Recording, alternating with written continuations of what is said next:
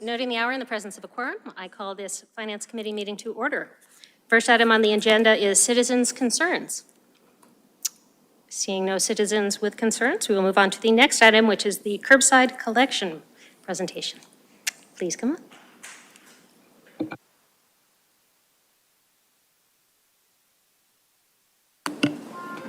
Can we start by saying thank you for all hands on deck during the microburst? So Yeah. definitely, thank you. And then again on Sunday with the flooding. Flooding. Yeah, I was going to say, all of my neighbors have left a lot of stuff on the curb for the DPW.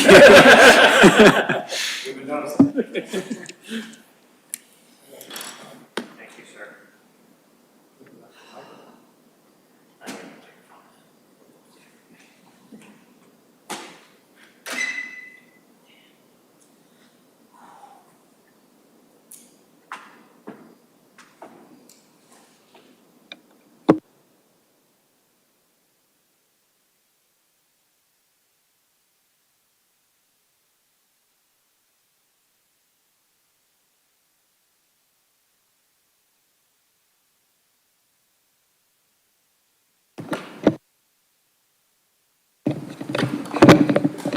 Okay, good evening. My name is Ellie Anderson, and I'm the Finance Solutions Analyst here with the town. I'm Corey Oak, the DPW Director. And then normally we're joined by Andrea Becerra, but she had to be in another meeting this evening, so it'll just be the two of us.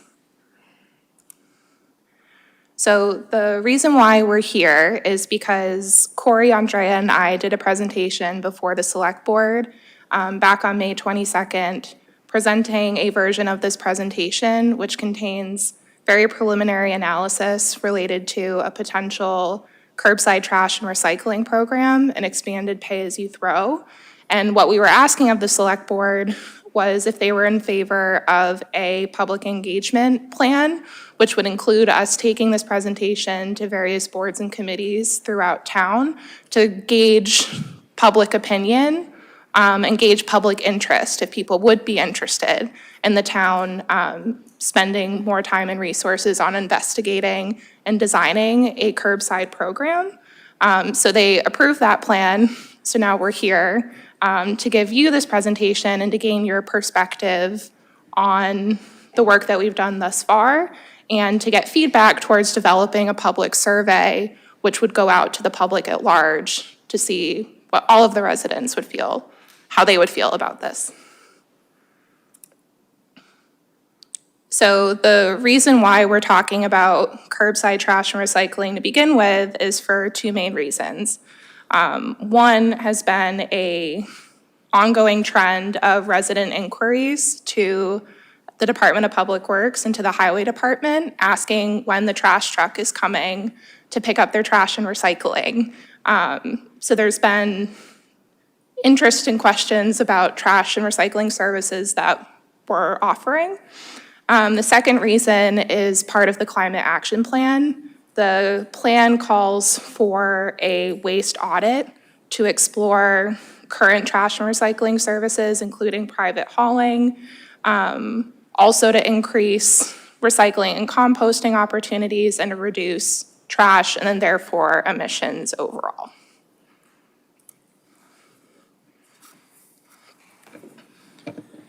So I'm here just to kind of give a general overview of the train station itself. A lot of you guys go there, so it's not new, but as you know, we offer a lot of different programs there in addition to just the sort of the main recycling and the train station for the trash. They offer a lot of other amenities as far as yard waste disposal. They provide compost from composting that yard waste. We have the swap shop that volunteers run as far as gives an opportunity to kind of reuse materials rather than getting rid of it. And just all the general recycling as far as beyond the mixed paper and the commingle, we also offer like fluorescent bulbs, the bulky items, propane tanks. It's kind of just an endless supply of things that the guys have down there, and they constantly looking for new ways to maybe do what we're doing now, or even just add programs that we find that we can economically add into the program. So I know when we started Pay As You Throw, we were able to incorporate the food waste collection, which we added down there, which has been well received. This map is from the DEP. It just, from the information that they have on their records, it kind of just shows the different communities and the programs. So you can kind of see as you go further west, you see a lot of the red, which is the communities that have curbside. And you see the green, which is the red is the drop-off, and the green is sort of the curbside programs. And then you see a few that have kind of a hybrid of the two. For some reason, they don't have a lot of information in near Boston, but just knowing as you get in these real urban areas, you start to see more curbside. But this is what they have in their records. So this is just kind of showing when the town went to pay-as-you-throw at the transfer station. You can kind of see around 2015, in working with the DEP, there was an expectation that you would see with the incentive to do more recycling to save money on your trash. We did see roughly like a 36 to 40% drop in trash. Yeah, so it was a big drop. I mean, I know it's some of the questions that we've asked about if people left because of pay-as-you-throw, and it's typical when implementing this kind of a program when it was a flat fee and you could throw out whatever. The sort of the heavy hitters that were throwing out a lot, you tend to see a few of them leave, and we did see a slight drop in the sticker sales there, but in general, it kind of plateaued. We didn't lose a lot, and you can kind of see once we had the program up and running, it's kind of stayed pretty consistent. And I know when we implemented that, one of the big things that came, and Green Acton had gotten involved, was just the amount of cardboard you could physically see in the transfer station that people were throwing out. And pay-as-you-throw kind of helped change that mindset where they were diverting it to the recycling and not throwing it out. So it's been a good program that we've implemented down there. And I think on the next slide, we get into sort of the climate change stuff that Andrea knows a lot more about than I do. But as far as this, she was looking at the stats, and you see a little less than half of the town uses the transfer station for the recycling and the trash. And the remainder of the populations and as far as single family and the multifamilies, you'll see they use sort of a private curbside program. So part of this effort where we have pay-as-you-throw at the transfer station, there was an interest to try to expand pay-as-you-throw throughout town and sort of incentivize that reduction in trash being thrown out throughout the whole community, and see if we can reduce how much trash is being generated all over town and increase our recycling efforts. I think on the next slide there, she gets into sort of kind of a very rough example, because there are caveats that we haven't really addressed, but it was just looking at the amount of emissions that happens when you look at, I think the first column kind of estimates the amount of emissions you see that of the personal vehicles making the trips to the transfer stations. Questions have been raised that if we went to a curbside program, that some people that are going to the dump are doing it as part of a sort of a daily errand run, so that they may stop going to the transfer station, but they're still running to the grocery stores. So those things haven't been factored in. It's just sort of a frame of reference to kind of consider.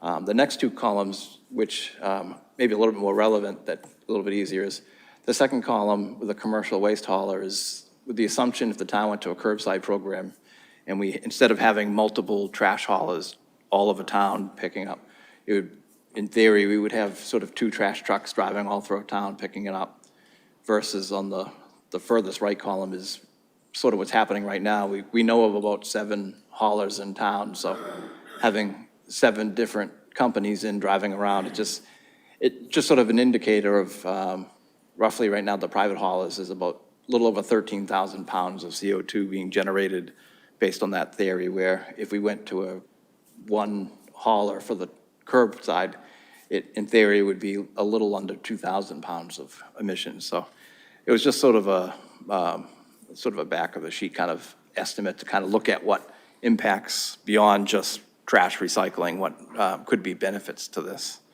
program. And then it gets back into the financials, which. Yeah. So when we're looking at and comparing the costs of the 2 current options that Acton residents have for trash and recycling, we're comparing the transfer station with private curbside haulers. So if you're a non-senior citizen, your transfer station sticker is $105 per year, and then you're buying pay-as-you-throw bags to dispose of your trash. So if we estimate one bag per household per week, it's $133 for a rough annual cost of $238. As we mentioned on the previous slide, we estimate that there's about 7 private hauling companies that are operating in town. Of course, everyone who retains them is going to have a different contract for different frequency of service, but our estimate to what that's costing is between $550 and $800 per year. So for the purposes of this analysis, we used data from the DEP and used average tonnage of trash and recycling per household, and then average costs of what it would cost us to dispose of it and to process of it. So when we're trying to estimate on a very basic level what the cost per household would be for this program, we're just adding up all of our costs, so disposal, processing. If we were to do a program that uses bags as opposed to carts, we'd have to buy the bags, we have to administer the programs, and then we're just subtracting our revenue from recycling bags, so on and so forth, and then dividing it by the number of users. So when we do that, we estimated a cost of between $275 and $325 per year per household. So clearly, this is a bit more expensive than the current transfer station cost, but significantly less expensive than using a private hauling service. And the reason why that number is kind of a wide range is because there are a number of factors to consider, which would influence, 1, what the program looks like, 2, the number of users, and 3, how the cost is allocated. So some of those questions are that if we were to go to curbside, is everyone buying blue bags? Or is the town purchasing totes? And then you're just putting your trash in a certain size tote. Are we offering bulky waste, bulky item and yard waste pickup on curbside? Are we including apartment complexes and commercial buildings? Or would it just be residential buildings? How are we funding the program? Are we offering some sort of a subsidy for low-income residents and for senior citizen residents? And then how does the transfer station fit into this program? Are we looking at a hybrid model where you have the choice to use the transfer station or curbside, or you're going to the transfer station for certain things and curbside for other things? So that's kind of why we're here, is to gather feedback from you and other boards and committees on those considerations and on any interest in curbside in general. So thank you. Roland, go ahead. So with private haulers, or however we go to do that, with those trash trucks, those things are extremely loud coming through the town, because I work at home 3 weeks out of the month. I go to the transfer station. I'll still have to go with my yard waste. That's not going to go away. Would it be an option to opt out and still bring your own to the transfer station? Is one of my questions. I don't know if that, you could think something about that. Other items, you know, you have bulky items, old propane tanks, car batteries, washer, dryers, refrigerators, all that type of stuff, right? How does that? You probably still have to go to the transfer station for that. Donation areas, you know, we have Salvation Army up there, et cetera. Plus the swap area, you know, then the swap area becomes inconvenient, and they're not going to get the flow on that because people are not going to go there. It's going to be like, oh, let's toss in the trash and away it goes. So I think that's things that need to be addressed. And also on windy days, and I've seen this community in Rhode Island for 10 years and other times, that people put their barrels out, gets collected, and that backs up traffic trying to go around the trucks, especially imagine Main Street in the morning with the schools trying to go in, the trash hauler there, Main Street's all backed up, and then they put the things down, it gets windy, and those things end up in the middle of the road. And now you have a public safety hazard. And just more vehicles running through neighborhoods when people are up in my neighborhood, tons of people walk, animals, kids.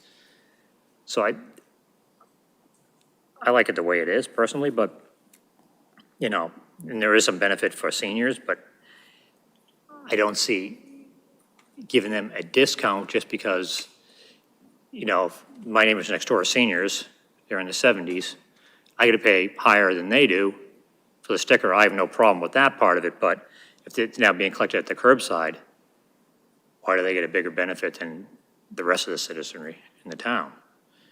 So, I mean, one of the things is what I do is the composting.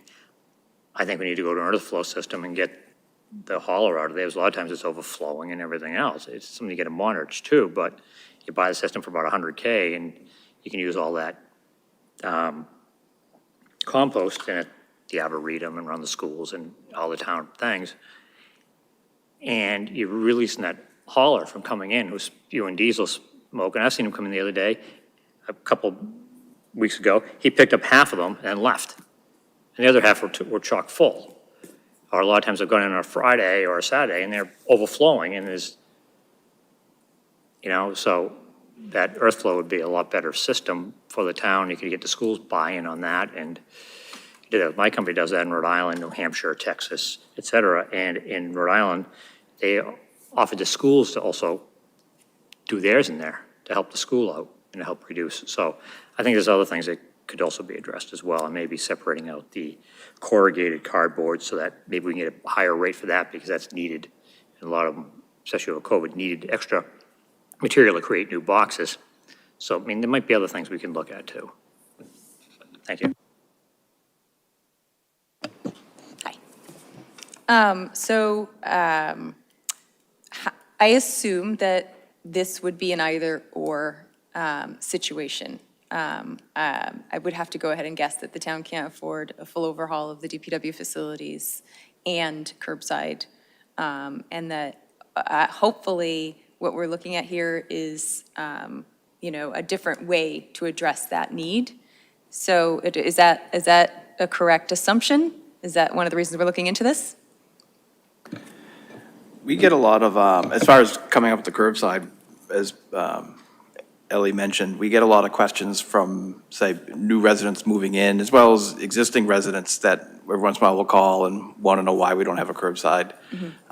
We've gotten feedback from different groups that are looking at the multifamilies and knowing that some of them aren't recycling all, or some of them don't have an incentive to do that kind of stuff. So they want to find ways that they can improve upon sort of the trash reduction and recycling throughout town. So there are a lot of different pieces like that kind of have pushed in prior years and pushing this in this instance. I know when we talked to the select board, they had a desire as a majority to try to keep the train station open in some form and do a hybrid model. Okay. As you know, the train station is an enterprise, so it's fully funded through the sticker sales and the bag sales. At least my assumption with this program would be a similar system of it be fully funded through the fee structures that would be set up.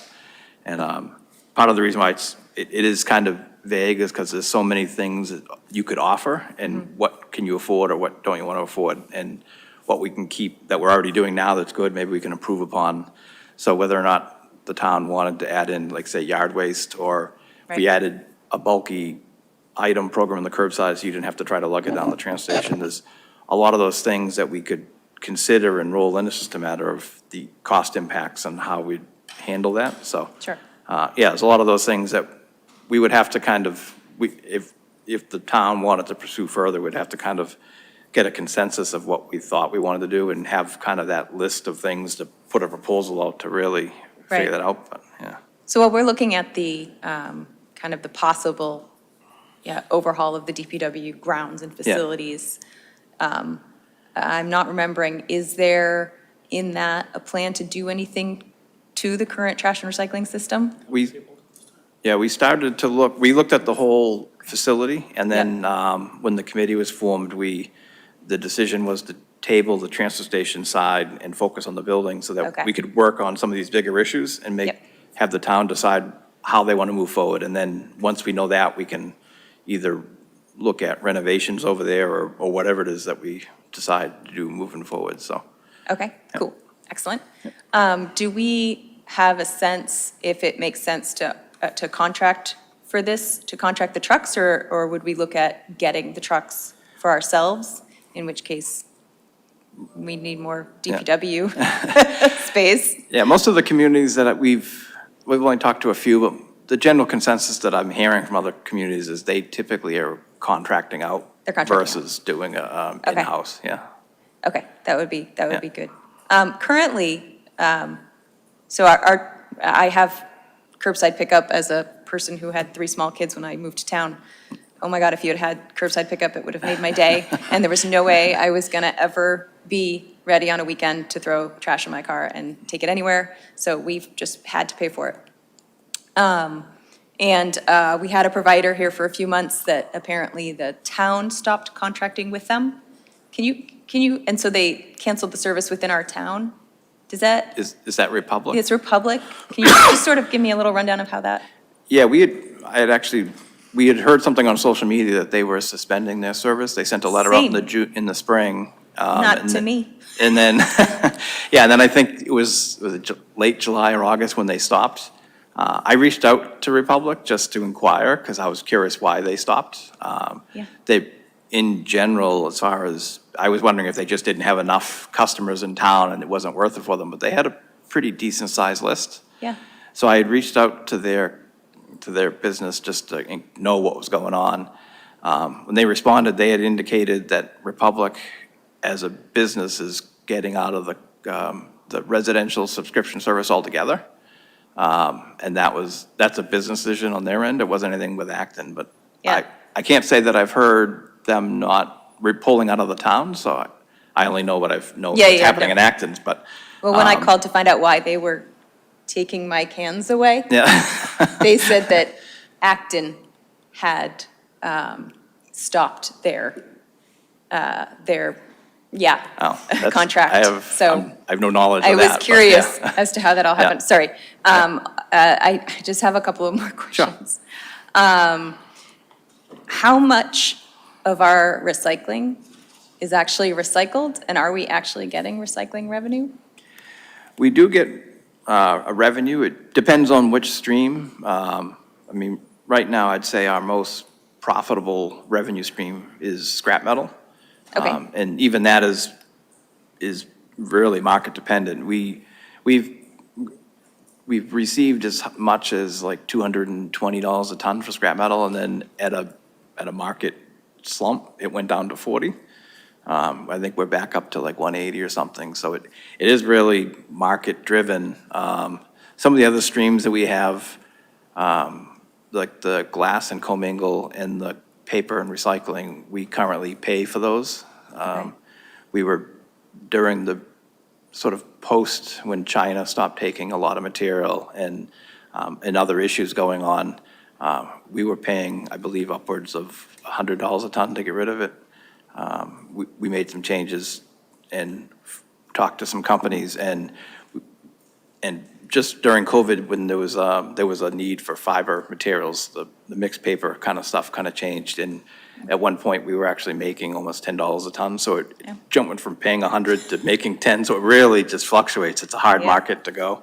We're back paying for those again, but we get reimbursed for like the fluorescent bulbs, so we don't pay for that. What we put out for costs, we get reimbursed through our current contract. So each stream kind of has different ones, but I know scrap metal is our most profitable one that we make. Okay. All right. Well, I'm very excited to see how this plays out, and still strongly in favor of not putting trash in my car.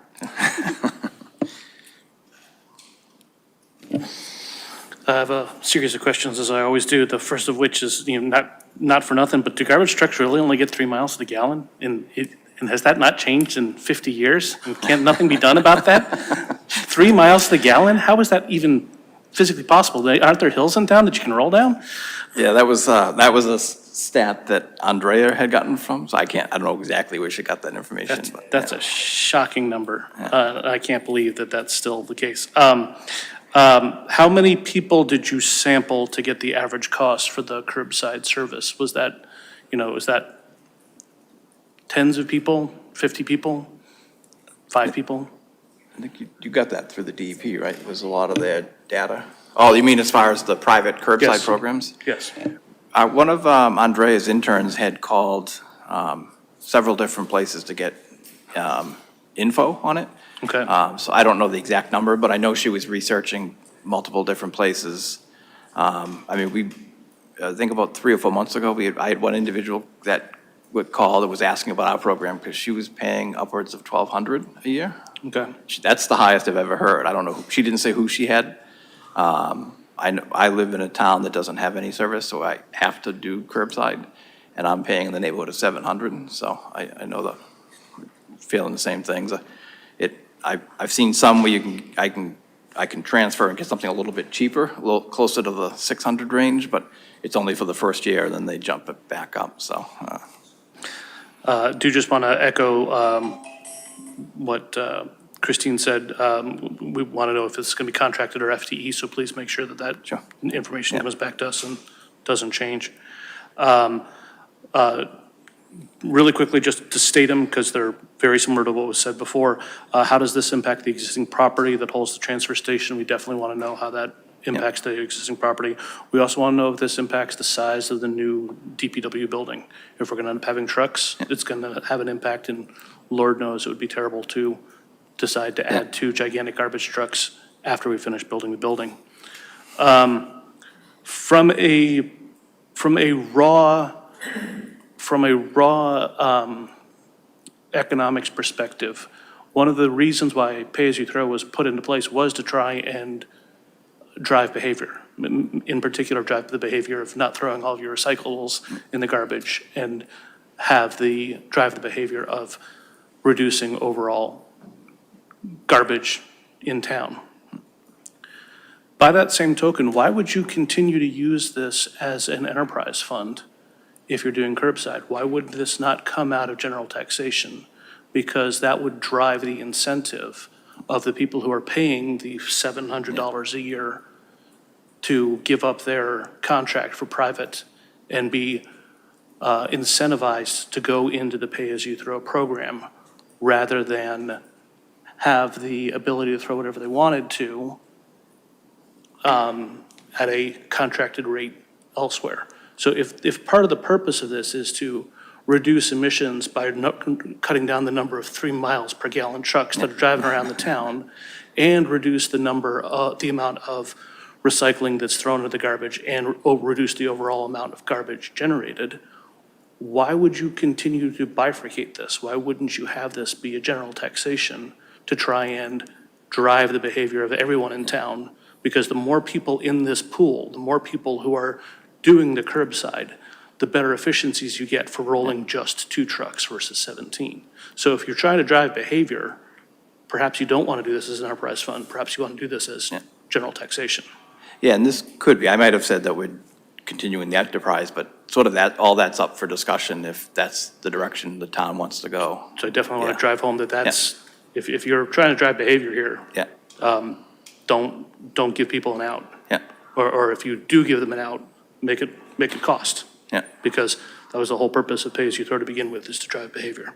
And then completely separate last question, or if you are going to have a hybrid behavior, is there anything we can do about taking that small strip of Route 2 between Hosmer and the transfer station and turning it into, there's a small strip of land, I realize it's probably private, we'd have to have some kind of a negotiation with the owners, but right now, when you come out of Hosmer Street, you have to quick get into one of the 2 active driving lanes on Route 2, and it's just over a hill, so you've got limited sight visibility. And if we could get rid of that little strip of land and take what is currently, There's a house. there's not that close to the road. It's close. The second house is close. It would be very nice not to have to merge onto Highway Speed Route 2 that close to the transfer station. Yeah, that's all I got for now. I can answer your question. Just drive in the breakdown lane. Don't merge into traffic. You don't have to. It's not legally required. It's not quite large enough, but yes. Yeah, so. You have no choice but to, I mean, you can dip your tire in, but it's not really 3 lanes. And if we could make it a little bigger. Follow me to the transfer station sometime. I'll teach you. Put a bid on the house that was right there. We actually put a bid on the house that's right there. The land right behind is owned by, I think, the state, and then right next to it is owned by the church. There's a church right next to it that owns that other land. It's on the left side of the right. Don't know when you take the right. I know, when you take the right, you're passing land. And behind the land is a house, that's the house we looked at to buy, like a decade ago.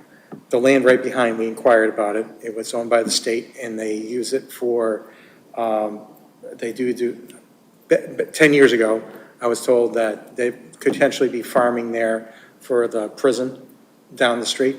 But then right next to it is the church, and I think the church backs up into the empty land that's behind that.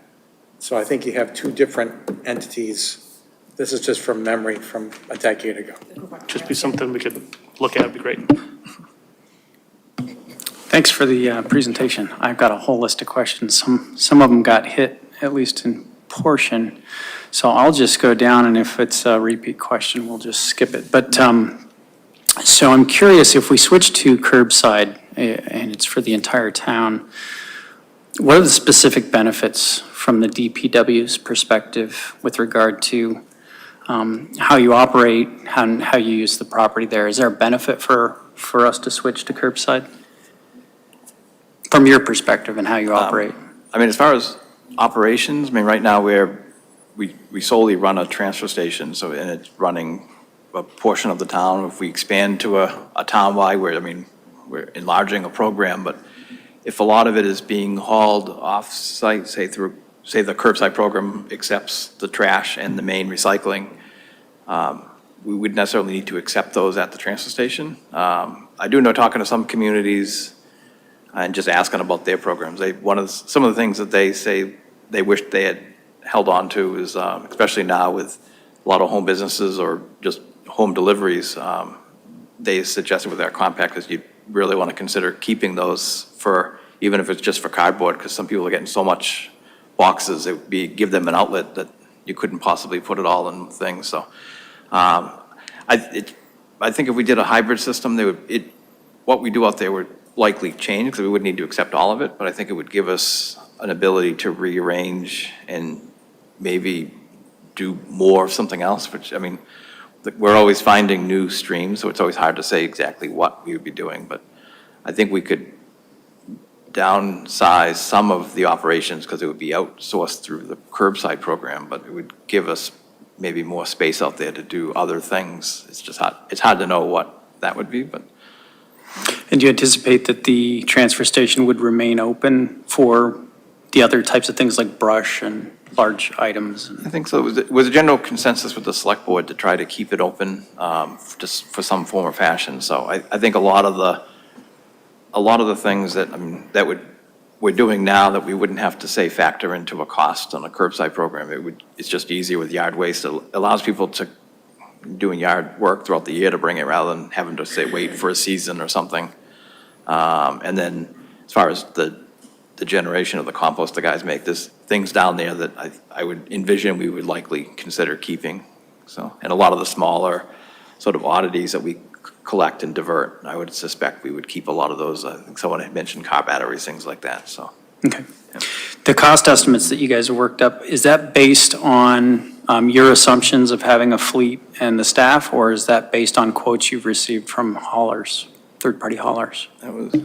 So the cost estimates are mainly a product of using data that the DEP has accumulated from their work with other communities. So general processing costs, general tonnage per household in pay-as-you-throw communities. And then we factored in some level of administration, because regardless of if it's handled through taxation or if it's run through the enterprise fund, there is going to be like staff attention that would be required to administer the program. And then just added all of that up and then divided it by, I think, 9,000 households in town. So a very basic round financial approach. Okay. That's a good segue to my next question, which is when you calculated your cost estimates per user where you came up with something like 270. Is that based on the current 42% usage, or is that based on every household in Acton? Or divided by every household in Acton, or divided by 42% of the households? No, so that's divided by 9,000 households. So all in of the town. households? Yep, so if the whole town transitioned essentially to curbside. So it's interesting to me, I mean, obviously the costs are going to go up if we're either buying a fleet, hiring staff, or if we're contracting third-party haulers. But it's interesting to me that the estimated cost per household would go up even though we're more than doubling the number of households. So that means, in my mind, from an economic perspective, that it's now going to cost even more than users are already paying, with the exception of the 58% who are actually paying more, right, as you've shown. So I'm confused why that cost is so high. And I guess it's just because, I mean, am I wrong that seems unusual, that it should be up for more than double the number of users? I think when we looked at those numbers and estimated, I know that the DEP thought we were estimating being way too conservative with the numbers that we were ballparking for what we thought it would be. But we were also knowing, we were trying to factor in the idea if we kept a hybrid program at the transfer station and made it all one program, that we'd be factoring some of those costs.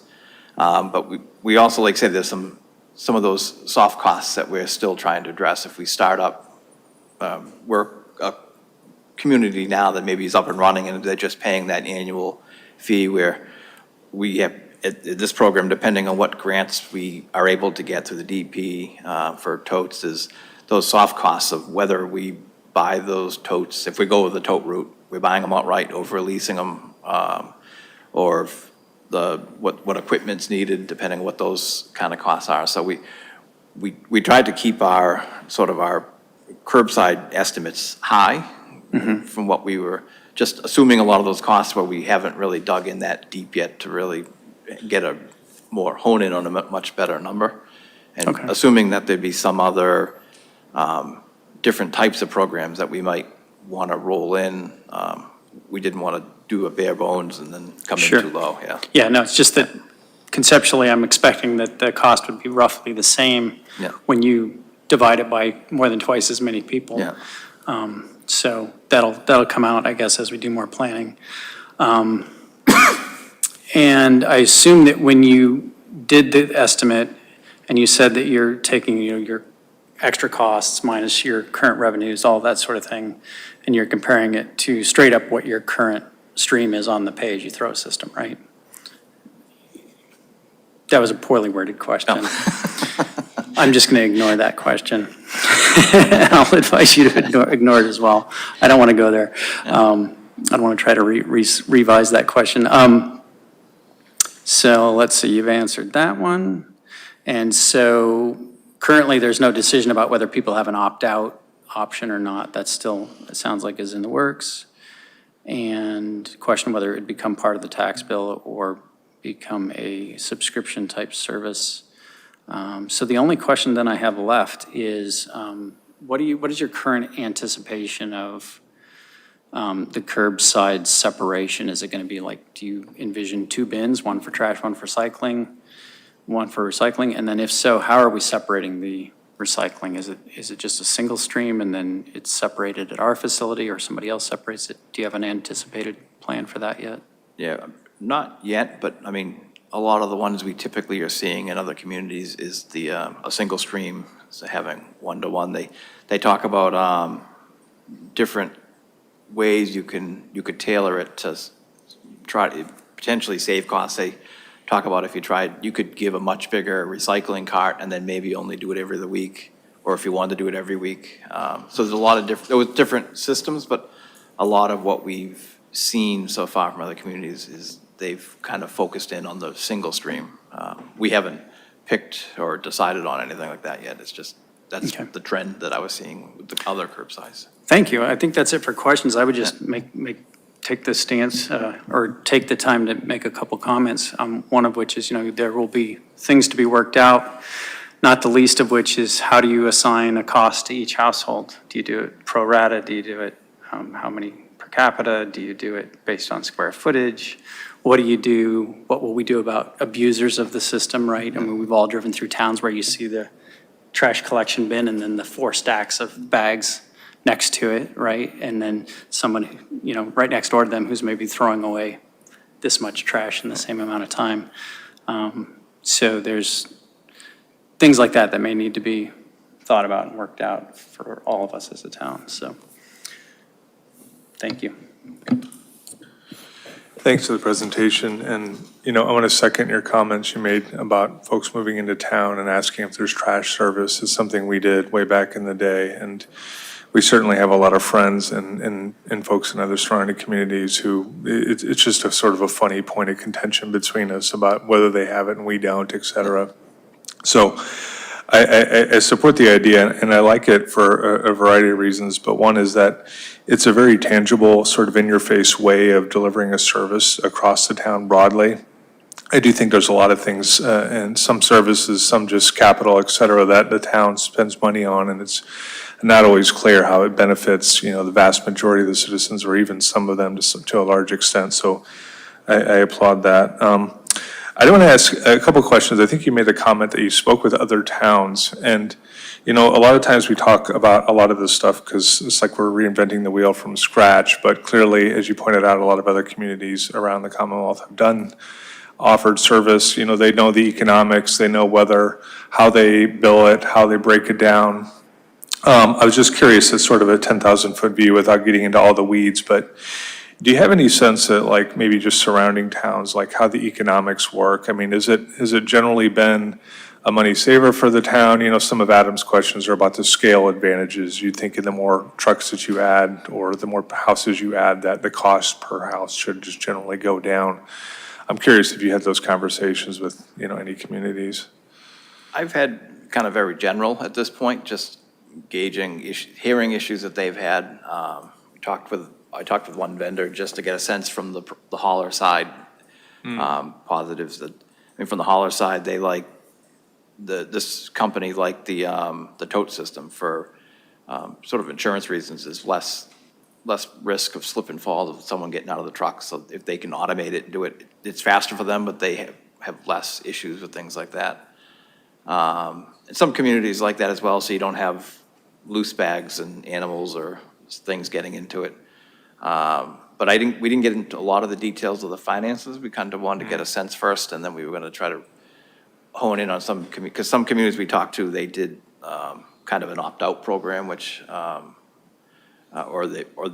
think one community did an opt-in program, which was bad because not many people opted in, so it really screwed up the economics. I think the town of Hudson, I think they did a hybrid and they did an opt-out program, I believe. I'm not positive, but we wanted to reach out to some of those kind of communities and dig a little deeper if we were going to continue this, sort of hear the lessons learned, that each different types of models that they put out there. Like I say, there's a lot of them out there, so we're not really reinventing the wheel on this. It's just a matter of hearing the lessons learned from these communities and try to structure it in a better system, so. Yeah, absolutely, and I think, the DPW and the town you save a lot of time just by what worked, what didn't work, to start off with basic questions like that. It doesn't need to be in the weeds on it, but, and I'm curious, if when you talk to any towns, has anyone ever switched to this service and then changed it? I haven't heard of anyone going backwards from it. I go to which with COVID, it kind of slowed down. I was going to a regional recycling meeting with the DEP, so it was kind of roundtables with communities and the DEP kind of hosting some topics. So it was a mix of communities. So a lot of the communities sort of in the North Shore that did a lot of curbside, you'd hear a lot of them talking of different concerns that would come up, and there'd be discussions of the transportation. So you hear a lot of the back and forth that way, and you can kind of pitch ideas and see what they've experienced. So I've heard a lot that way, just hearing tidbits of stories and woes, so. Yeah, that's another, that one's probably a little bit less relevant. I maybe just think, anecdotally, friends in other towns, I don't know anyone who's had a curbside service that's switched back to a transfer Yeah. station, for example. It would be remarkable, I think. Yeah, my hope would be is we could hone in on a few communities that have recently launched a program, so we can Right. get more recent data of what they've experienced, with what they wish they had done differently, yeah. And just one last point is, my neighborhood just negotiated a neighborhood rate with a hauler. And we've gone through a couple different ones over the years. And the rate was very competitive. I mean, I think it was like 110 a quarter. And like, it's right in line with the numbers you're showing there. And I'm just thinking at a sort of a 10,000-foot view, but, you add more scale, a couple more neighborhoods, Yep. and, they have all the sort of trucks and everything else. It's just an easy service that could be subcontracted out and maybe managed lightly from your perspective. But the cost, to me, is a no-brainer. Now, I'll finish with the story of when we moved here, pre-kids, I would go to the transfer station, and it's a horrible story. I'll just preface this with that. But I would pack all the trash in the car, and after a while, like, there would be gross bugs and stuff on it, and I'm like driving this in my car, and then these bugs are in the car, and I had the kids and then have little babies, and the babies are like picking up these bugs and stuff in the car, and I'm like, this is ridiculous. Like, we just went to curbside immediately, and I've never looked back. I never thought about it. It's an easy service. There's great scale advantages, and the rates are competitive. I mean, there are a number of haulers in town, and, they get the opportunity to add a couple streets, and it works out for them. So I think it's a great idea, and I'll end just with what I started with is it's a nice, easy thing to add. I think it's a small marginal cost for anybody, if at all. And I think most folks in town would look around and say, oh, it's about time. I'm glad we got here. So. Yeah, when we left the select board meeting, we got approached by some individuals that were there that were very supportive.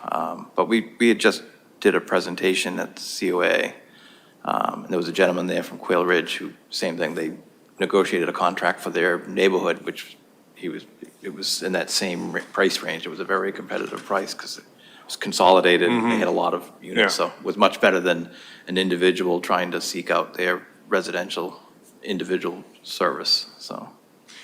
Yeah, I'm just thinking ahead, maybe one last comment is just, though, at town meeting presenting something like this, I mean, you would have this would be like the pay-as-you-throw meeting, which was, it was like 500 people were there and arguing every which way, and this would be similar, so it might be interesting to see how it's queued up from a warrant perspective and presented to the town. That reminded me, oh, sorry. Thank you. When you were, and you might have already covered this previously, but I was curious, when you're talking about having 2 trucks, did you do a time study? Because I'm thinking that, I know we've talked about households in town, 2 trucks can cover so many streets in so many days, so that there must be a exact calculation for a week. If you have 2 trucks, 5 days a week, can cover X. And then if you don't have that many, so is that X like the whole town? Or is the X half the town or a third of the town? And what is the hurdles where you need more trucks or less trucks? And then my second piece of this, and I'll go off mic, is that and we've already everybody's kind of talked about it, but like this seems to me like a scale business. So, and I think the out-of-town providers have the benefit of a larger audience and a larger commercial way of getting customers.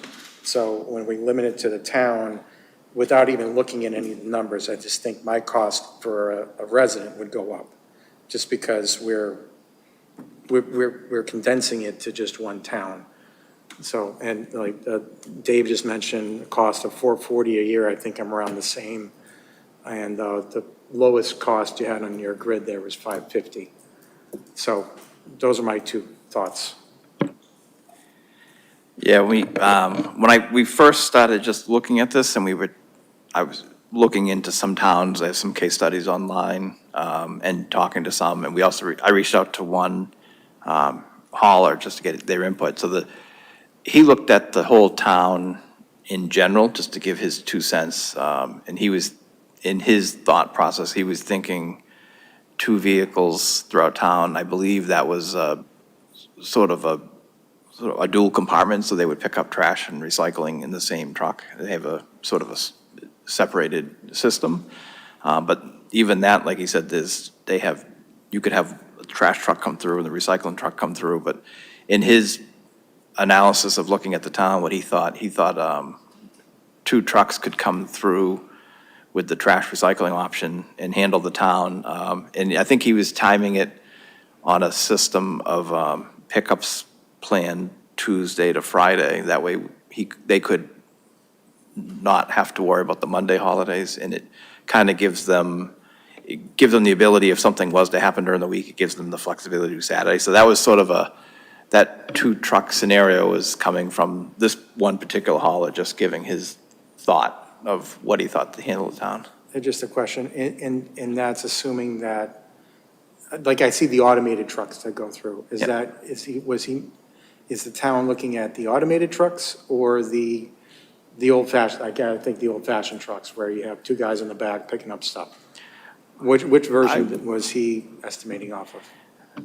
Their preference is the automated because they can go through faster and it's safer for the employees, there's less injuries. So that's the preferred option, but you get into a lot of the what-ifs with the totes, or if you do a certain size tote, and then what do you do for an overage if somebody has a big event? So do you do pay-as-you-throw bags for the extra bags, so you're paying for that extra, or do you have another way? So the thought process right now, which is nothing set in stone, was an automated system for totes. But if we continue to down further and there's a better way that we think going about it, I think when you get into the sort of the old system, throwing the bags in, it's a little more labor intensive. So I think I want to say it's a little bit costly on that end, where with the automated, it's an upfront cost because you have the totes, but in the long run, once things are sort of paid off, it's a cost savings in the efficiencies of the pickup. So you kind of have to balance those to see what we think we want and how to structure that, so.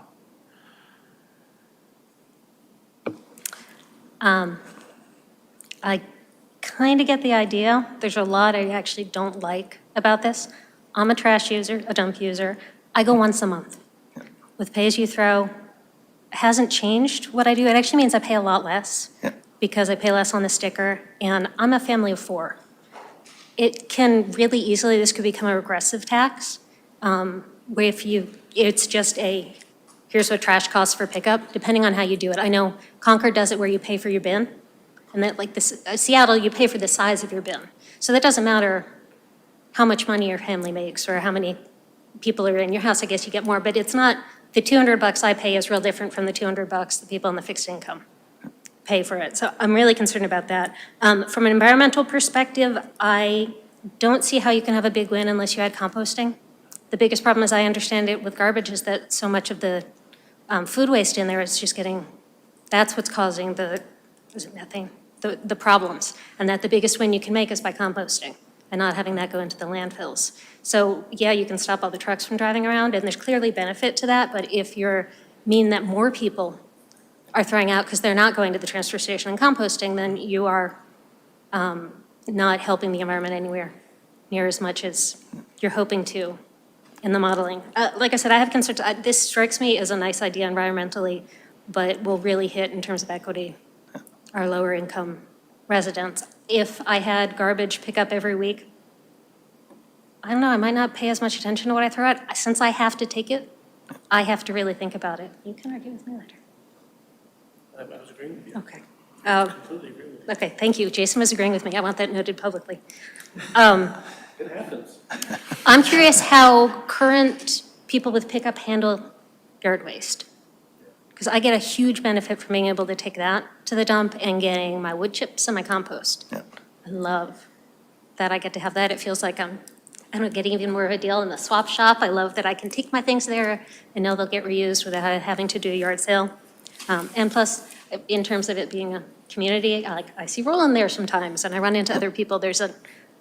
It's kind of silly, but there's a nice element. So if we could maintain the hybrid type system, it would certainly save me money compared to everything you're saying. I think it's more affordable for a lot of people to keep doing it that way. So that skews your numbers just in terms of cost per resident also, if there's a way to make it so it's not everyone. Yeah, definitely the hybrid model seems to be the general consensus for the preferred, is just my opinion from what we're hearing. And like I said, with the composting, there is options that you could add that onto the curbside if we wanted. It's just an additional cost, whatever that would be. So there are things like that, I think, if we continue and evaluate further, and we seek more active proposals to get a better numbers to evaluate, these could be sort of add alternates that we could kind of consider to see what those costs are and if it's feasible or not. But I think having the hybrid and keeping some of these opportunities at the transfer station, whether it's food compost or whatever it is, I think generally that's a win for the community, because they do offer a lot down there, and I think it would be a challenge to offer all that on a curbside program. I don't think it would be possible, so. Yeah, I can't imagine after this storm being able to handle just yard waste. Yeah, I think. And I know the DPW, thank you so much for being open on Sunday and Monday to let everyone bring stuff in, and you didn't need a sticker, just bring it in. It was hugely helpful. I can't believe the number of, I walk down by one of the access roads and the number of trailers everyone had going in their trucks. Yeah. Thank you. As in terms of general finance looking at this, I love that the transfer station is self-funding. Don't have to think about it. If this had to get rolled into the general budget, it would be much more of a concern, just something that we would have to keep even more of an eye on. And then I said, it's a question of how you're asking people to pay for it. I see it as somewhat of a, are we hitting our fixed income seniors and our low income people with another thing that's fixed cost is a real problem in that regard. Thank you. Did you want to add something, Adam? Yeah, I was just going to say that the end of Dave's conversation reminded me of a question that I wrote down, scrolled right past, which was, and it's kind of, can't really be answered per se today, but it's a good question to ask, which is, how does this affect, and this is sort of that opt-in, opt-out situation, sort of like private large density complexes like the Avalons of the world, or neighborhoods that have already contracted with a third-party hauler for maybe for a number of years. I mean, I don't know. So that's one of those things that just has to be thought of and worked out. I mean, have you already given some thought to like large corporate centers or large privately owned, apartment or condo complexes? Yeah, it's one of those things, it's almost like in phases, because you look at the single-family home kind of approach to bring your trash out to the thing. It's kind of the easy nugget you can kind of structure and go out. And there's been discussions of how would we incorporate sort of the multifamilies and the larger units that are, say, dumpster-driven. So how we, if we wanted to include that, how we structure a program and kind of work in the multifamilies. I don't know if, I think there's been a consideration on the commercial side, but some of those, the frequency might be problematic, because someone, potentially at a grocery store or somebody that might need a lot more frequency than what the program structured. So the commercial, I think, might be more challenging. I don't think we've really divulged into that too much, but we have looked at sort of the larger housing developments. It's just a matter of, we would have to sort of dig a little deeper to really see how some of these multifamilies are currently doing their systems, whether it's dumpsters or if they have multiple totes, and how could we roll in that into the program and make it work. So we would have to kind of just sort of inventory the properties out there and see how they're doing it and how we could structure sort of that phase and have it included, because there was an interest as part of these is looking at those larger apartment complexes or condo complexes that possibly some of them aren't offering recycling at all, or some of them just, like say, have dumpsters, so there's not a lot of incentive to try to recycle more. So there was an interest of trying to incentivize some of those complexes as part of this to reduce the trash, but it does have its own challenges that we still have to work through, that we haven't had a chance to yet. Yeah. I can imagine that being a very complex issue to work through. Thank you. On the topic of doing one or a hybrid, at the risk of this being like contact, where you, why build one government project, we can build two at twice the price. I'm very concerned about trying to run two services. I'd say you probably want to definitely sharpen your pencils and pick a service, because otherwise all you're doing is just adding more services. More services you add is more costs to the taxpayer, and that's definitely not a position I want us to, the direction I want us to go in. If you can show clear financial costs, one versus the other, then by all means, that should be the one that you should go with. But doing a hybrid, if you feel the need to keep something, if you feel the need to keep the compost, or keep the yard waste, or keep the mulch, or whatever, you're adding another service while still shouldering all the costs of the previous service. That's why I want to know what you plan on doing with the land that is currently the transfer station. So my knee-jerk reaction, and of course, I'm always open to be data-driven, but trying to do a hybrid is trying to just do two services, whereas before you only had one. And that does not bode well for the taxpayer. I use Black Earth composting, curbside. It's another one where the more people who sign up, the lower the cost tends to be. So I would ask you to look into some sort of partner that somebody could opt into. Sure. So even if we make trash not something that is just a service you're going to pay for, that added on, not necessarily them, but some composting, that we could fund on our own, should we choose to. I would really like that. And having lived in communities with curbside pickup, it's common for a couple times a year to have a yard waste pickup day, sort of thing. So that might be something we could look into as a possibility, especially after major storms or fall leaf cleanup and all that other time. Thanks. Thanks, Corey. I know Boy Scouts collected Christmas trees, so be on the lookout for that this year. I know when I mow my lawn, I get 6 barrels from the front yard and I get 6 barrels from the backyard. And that's pretty much this summer, pretty much consistently every other week.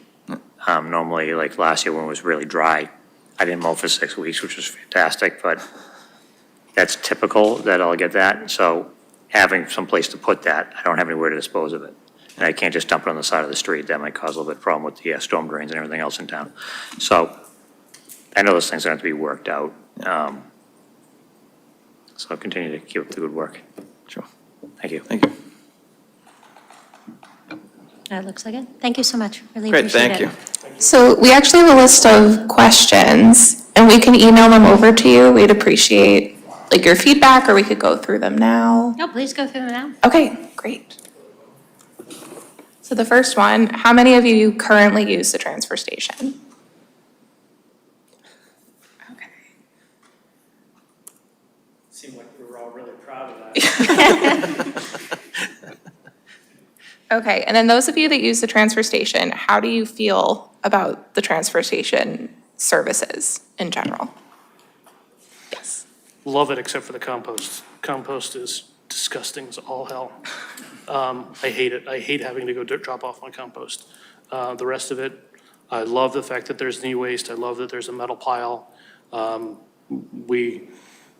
It's possible we take more of the return compost, of the mulch than we're supposed to on any one given trip, but you haven't caught me yet.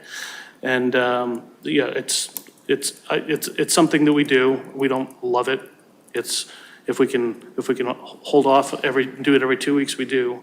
But there's plenty of services. The only thing that's terrible is the compost. I wish the transfer station was open on Sundays and then like close Monday, Tuesday, Wednesday or something. My parents' town does it Thursday through Sunday, and people can't get there on a Saturday. Like this Saturday I have to work, so I can't go Saturday, and I'm working in Rhode Island this week, so I'll probably try to get there at 7 a.m. on Saturday. So if you could do something with that, that'd be fantastic. I do the compost, I don't mind as much as Jason does. It does get a little bee, and you gotta be careful there. And I use everything else to yard waste, and 3 trips I dump on Sunday with all the storm debris from, which I thought was great that it was opened, and it's a good service to the citizens. Sometimes I try to go early so I don't get in the 3 o'clock queue, to try to beat the 3 o'clock queue, Yeah. and that gets all backed up, and that's a disaster and a half, but, other than that, it's good, works for me.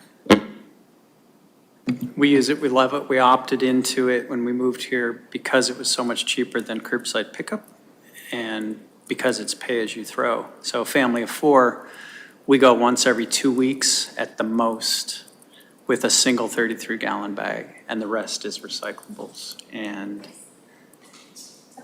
it's amazing. Sorry, I right? have a family of 5 and we recycle every last thing that I know doesn't actually recycle but can be recycled, Yeah. should be recycled. We flatten everything. I don't understand. We fill both of our enormous bins every single week. Not even And close. our compost is picked up every 2 weeks and it is so gross and full and I don't understand. And we're one of your users that only goes to the transfer station on our way to someplace else or, make some other special trip because of going to the transfer station. So we're very green and carbon friendly in that regard as well. I grew up in New York City and on Nantucket, so I'm used to both dump and curbside trash.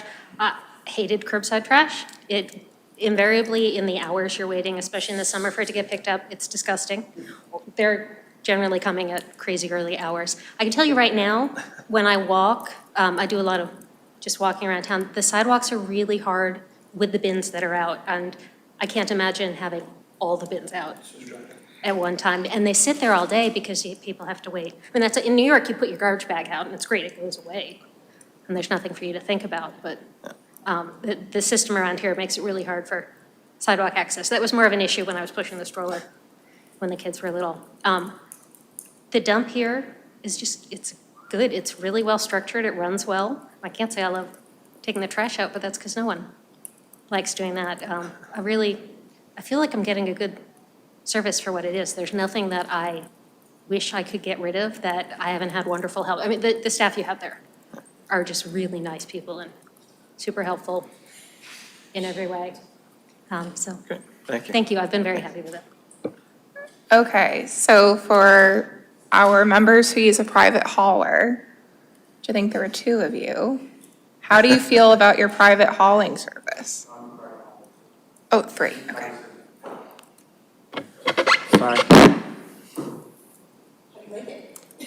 Oh, I have a private hauler and we basically use the dump for yard waste.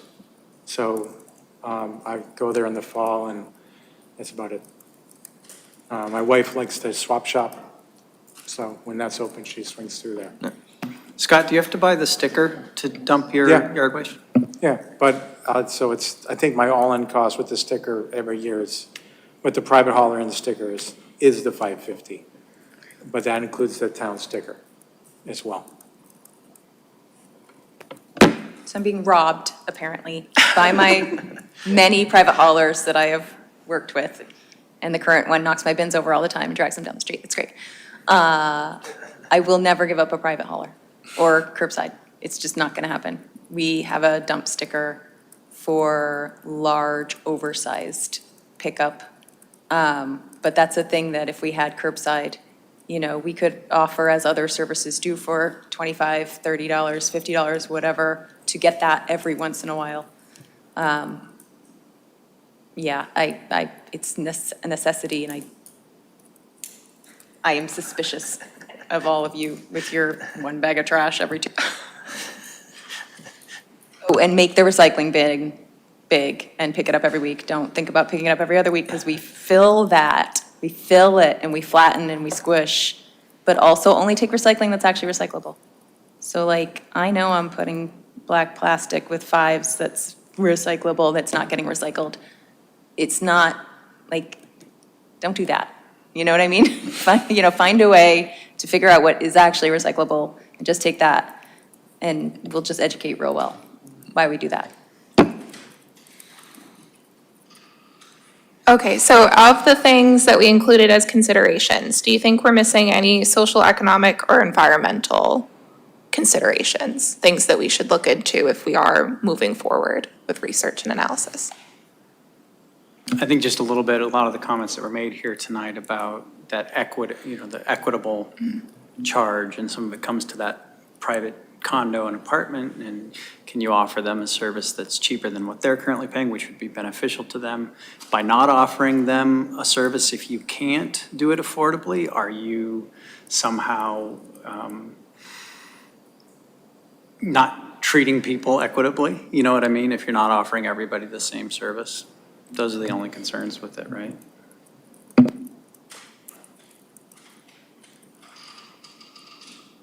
I think, as I said, if you can make composting happen in that, that's the biggest environmental impact that I see actually could come out of this, because it's kind of hard to do. My husband doesn't like the smell.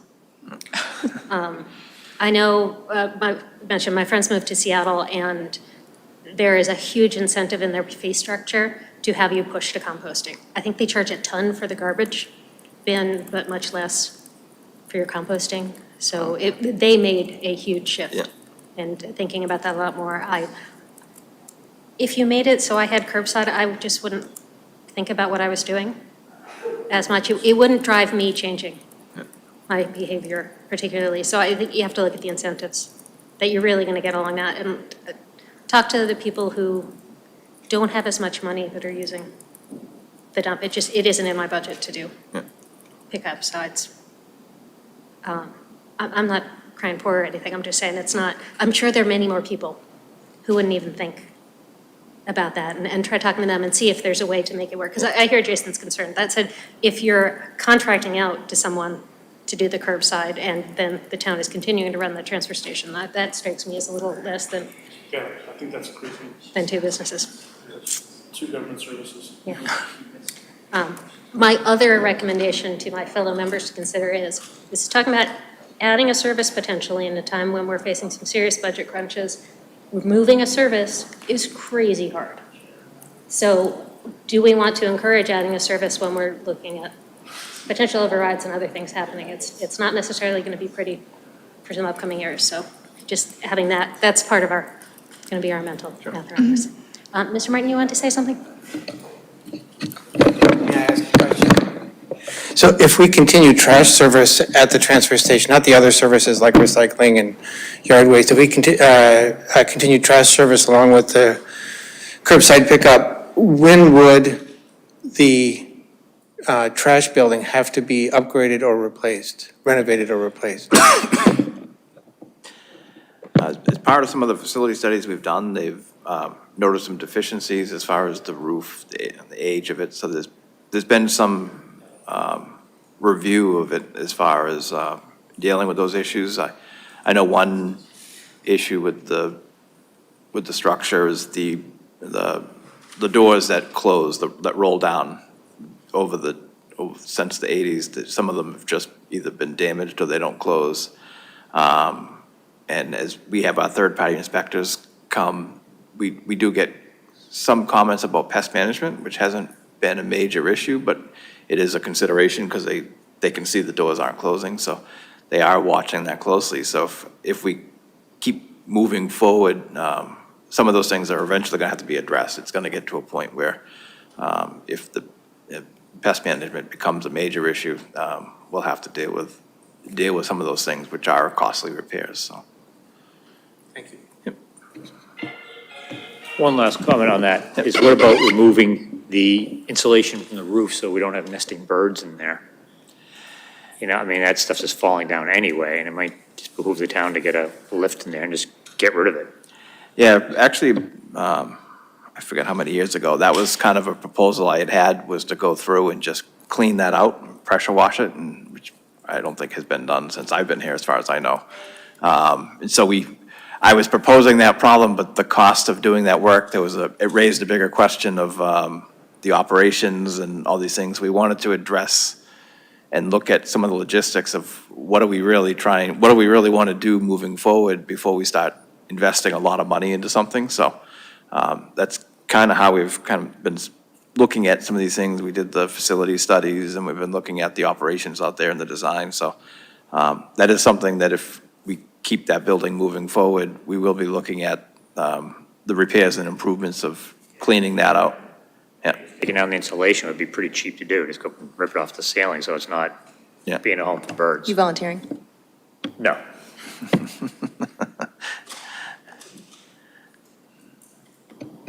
Okay, so I know we've heard some concerns about operating the transfer station and curbside, running two services at the same time. But are there any other thoughts about a hybrid approach and potentially keeping the transfer station open for recycling certain items like mattresses or hazardous waste, large cardboard, styrofoam, yard waste?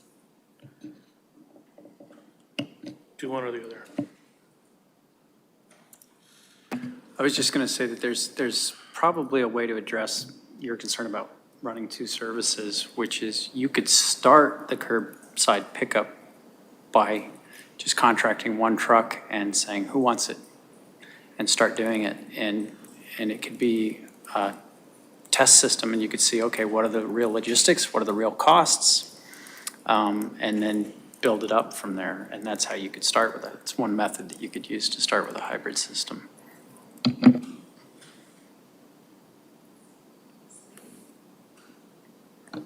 I think that's it. Cass, anything else? The last question is if there are any questions that you think would be good to be part of the survey when it is distributed to the public.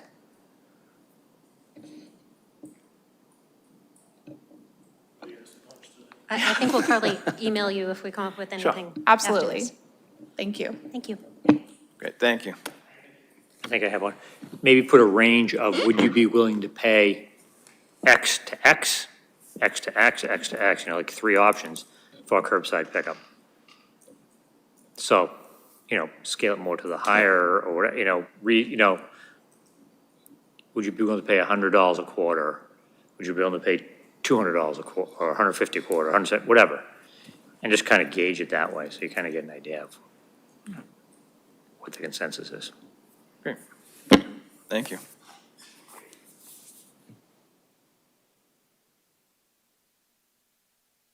All right, next up is our point of view discussion. 1 second. Bring it up. It's not.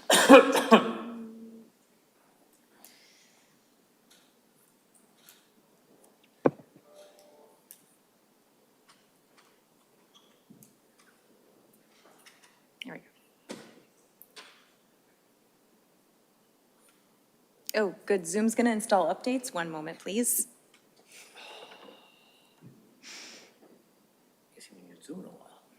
Not since the last time I was here.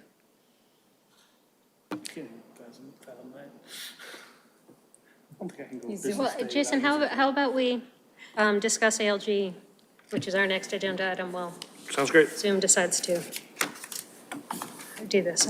You go first. First thing that I'd say about ALG this year is that there's a good number of new faces. The finance director for the ABRSD, both of the members of the school committee, one of the select board members, and one of the town staff who's joining us again here tonight. I believe that's all their very first time on ALG. And so that's a large percentage of the group that is new to the process. So there's no bad blood. I don't know, I've been on it before. And other people were there at the time too. There is a new ALG spreadsheet. I have not fully determined if I love it or not yet, because I'm worried about historical data being lost, but I need to do a better scrub on that. I do like that it has a 5-year outlook, which I think is absolutely going in the right direction.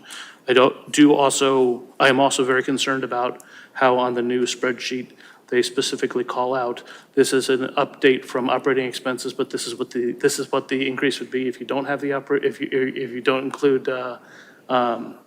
include excluded debt. I think that's a little misleading. I think they need to be very careful about that, because we're not in a position to backfill all the excluded debt that's falling off already, because we've already spent quite a bit on it, as was shown there. Hold on, to clarify, this is the spreadsheet that I think Teresa is the one presented to us. So I think you weren't there I was not for there. that meeting. So everyone, he's talking about the spreadsheet we have seen. Right, but I am concerned that it doesn't have all the historical data, and with all the tabs gone, I wonder what we're losing. There was a financial update from the town manager. Honestly, I didn't quite understand what he said. He said something about we will replenish free cash flow, but then when asked about a little more, he said that the turnback was going to be $300,000 to $400,000 light. If you have more detail Yes, on that, please do. they actually specifically aimed for a lower turnback, was my understanding, in the hopes that it wasn't so much money sitting there that they were expecting to come back, but tried to spend. Okay, but that doesn't mean they replenish free cash. That means they use free cash over year. No, they used what they told us they were going to use of free cash. And they just didn't put, I don't know how to say it without having a negative connotation. They didn't have the budget as much to give as much extra room Okay, as they needed. okay. Then the superintendent wrote back that I'm sorry, can we back up a second? Yep. Revenue has also been better than expected. And they're still closing the books on fiscal year '23. right. Thank you. The superintendent wrote that the revenue turnback of 950,000 to the good, whereas expenses ran 150K to the worse. And as a result, E&D was going to be down to about 2.77% versus 2.9% at the start of the year. So we're going into the next cycle with E&D down by a little more than 0.1%. And then the superintendent spoke about there had been an issue with the vacancy factor budgeting up to the tune of $420,000. I think that may have also been covered in this school committee, but we should talk about it anyway. Sorry to interrupt. Vacancy factor? So it's they set aside a certain amount of money in case people leave mid-year and they need to backfill because vacancies occurred during the year. And apparently it was double counted at some point. And so it was double counted, bank error not in our favor. And the way that they're going to get around that so that there is no change in assessment to the towns. But there will be impacts to the budget use, so they're going to shuffle things in the budget use or make changes in assumptions, state aid, to try and make sure that they don't have to make a change to the assessment to the towns. The downside being that the base budget that they work for when they increase next year is higher. What was the dollar amount of that error? $420,000. But there have been increased revenues that have balanced that out for them. Did I miss anything?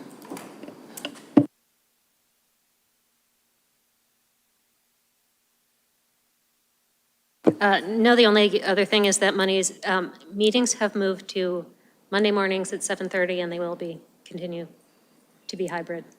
Our next one is in October, and I'm sorry, I'll give you that date later on. Is there anything you would like us to bring back to the next ALG out of this specifically, or we can discuss it again as we get closer?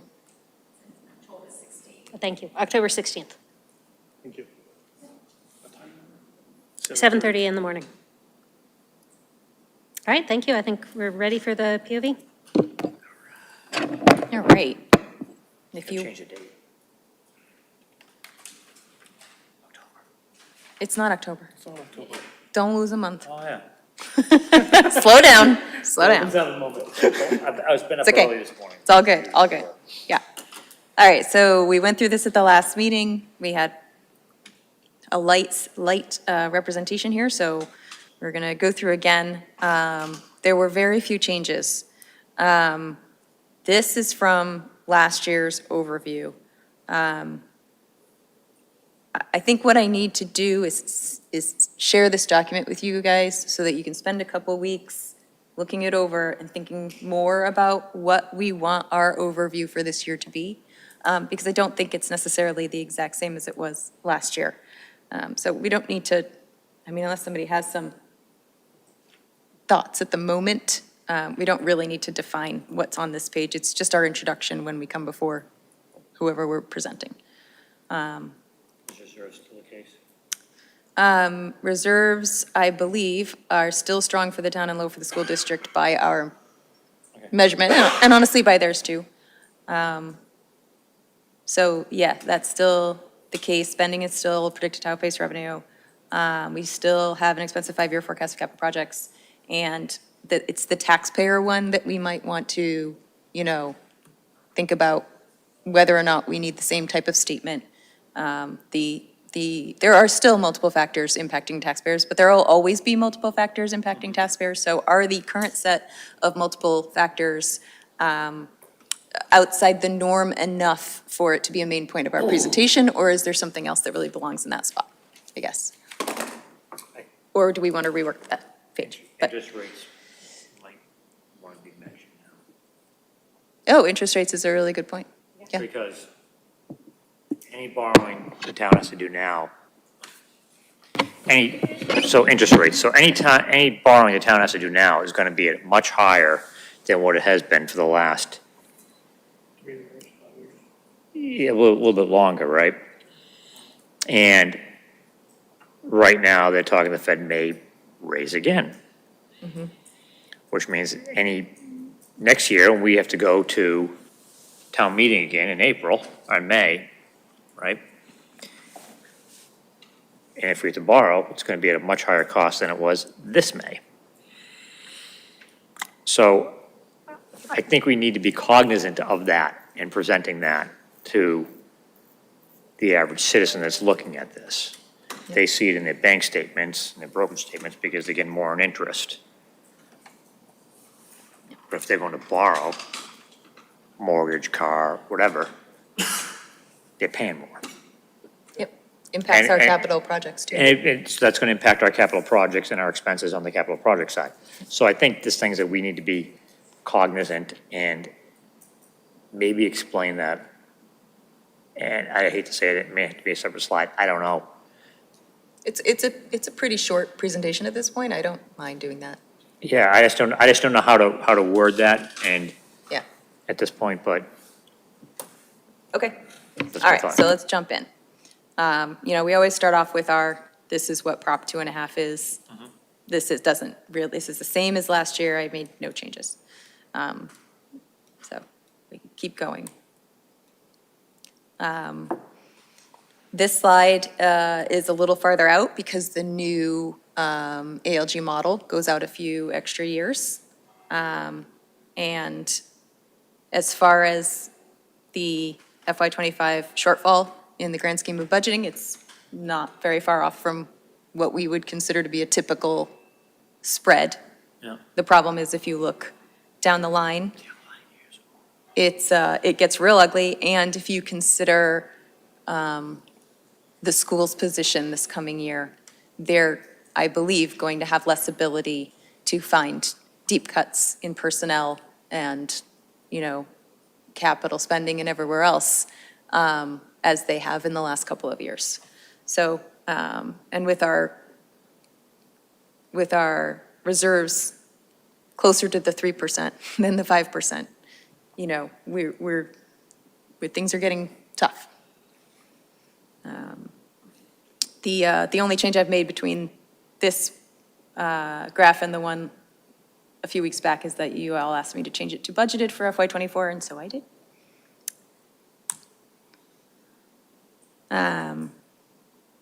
This was updated last time. Oh, did you want to say something, Christine? Do we get rid of the demographics, or does that come later? Later. We're just not there yet, yep. We can move it if that is what we want to do, but for now, it's not there. So these are updated numbers. Interestingly, the school's percentage of salary and fringe went down. The town's percentage of salary and fringe went up in proportion to their budgets last year.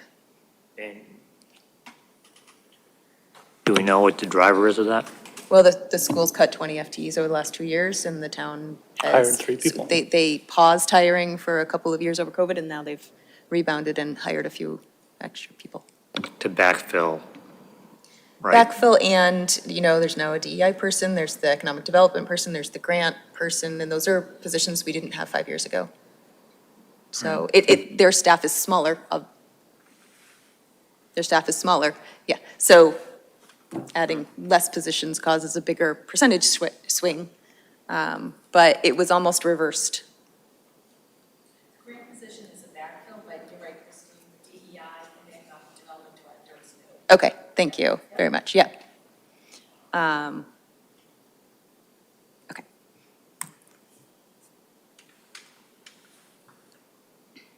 So then we started last year looking at what are our fixed costs, parts of the budget that we just don't have really a lot of say over. We're getting an assessment from Minuteman, we know what that's going to be. We're getting an assessment from Middlesex, we're pretty sure and can project out what that's going to be. We're getting assessed for healthcare. Steve said it's going to be 10% or more. I think maybe he had it set at 10% this year. We put 5% in the outer years because that tends to be the 10-year average. Hopefully that happens. But, when you take away the money that we absolutely have to give to those increased assessments, the amount left that can go to all the other things we have to spend on, including salaries and fringes and other things that grow at greater than 2.5%. The green is what's left. Jason? Two points. One, please change FY24 to budgeted, just like the other slide. Secondly, can you put a tick mark in between FY23 and FY24, and then between FY26 and 27, because that's when the collective bargaining agreements have to get renegotiated. Oh, okay, yep, I'm going to I could do that. disagree with that tick mark. The general public is not going to understand the implications of that, or, Can I explain why I wanted it in there? okay. I'll try and be quick. If one of the largest impacts is our fixed costs, and 78 or 76% of our costs are already fixed by negotiation or by union, that's the point of greatest inflection for a change. I entirely hear you. This slide is much more technical. I was looking at the FY20 presentation, and we've swung much more technical than we did back then. And I find this slide a little hard to read, in part because we don't have the key on there. It's been removed. And so I'm looking at this, and you're talking, and I'm looking at this going, what's the purple? What does the blue stand for? I think the red is Minuteman. It's a whole lot of numbers. And I agree, that's something we need to keep track of. I'm just worried if on here it would. But sorry about that. That's a lot easier. Yep. I'm worried about I how to need get to that move message things across. around. I made a change today, which did change it to budgeted, and dragged it in and then failed to notice that it altered everything. So obviously the arrows are all wrong now. But the key is back. Would the information that Jason wants fit better on the slide where we talk about compensation? It's interesting because Steve Noon was sort of arguing that we maybe even would add salary, the contract and negotiations to the fixed costs to really highlight what's left at the end of the day. We've talked about that in the past and not actually been able to have the numbers. I've never tried to do it. Miriam, would it be possible to get for the contracts that, So I was just gonna comment, so Jason. Can you, so sorry, hold on, can you give her the mic just so that anybody at home or for the video, because I actually come back and listen to these so that I can make updates. Thank you, sorry. That's all right, thank you. So I should have thought of that myself. So Jason, you had mentioned fiscal year +27. Were you thanking the schools for the negotiations, for the union negotiations? Because the schools may be fiscal year '27 or, okay. Yeah, you're right. The police and firefighters are offset from the teachers by a year. So I guess putting a single tick mark here would be misleading. But yeah, I would love to try and capture that the chance for larger inflection chances are at the end of these 3-year cycles. Sure. So this is to Christy, your question, and Jason, to your point, is that we have AFSCME.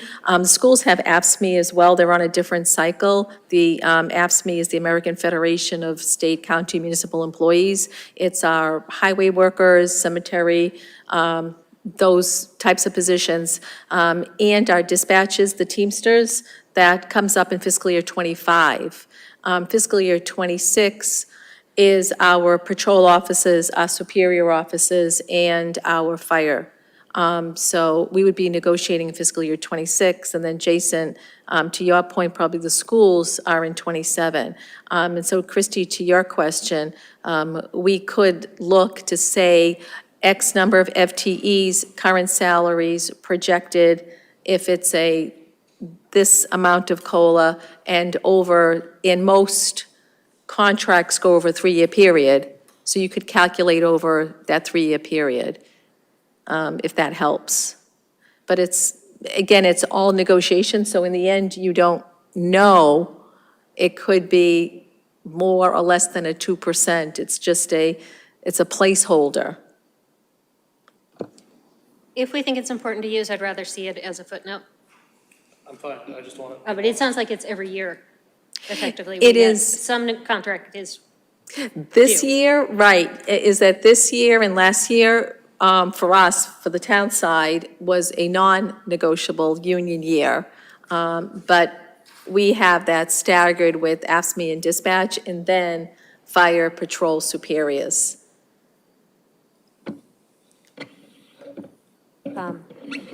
other thoughts about putting that in here? I'm talking about whether we would indicate that a year is when contracts are likely to change. Yeah, or expire. Footnote. I'm fine with footnote, I just don't want to be lost.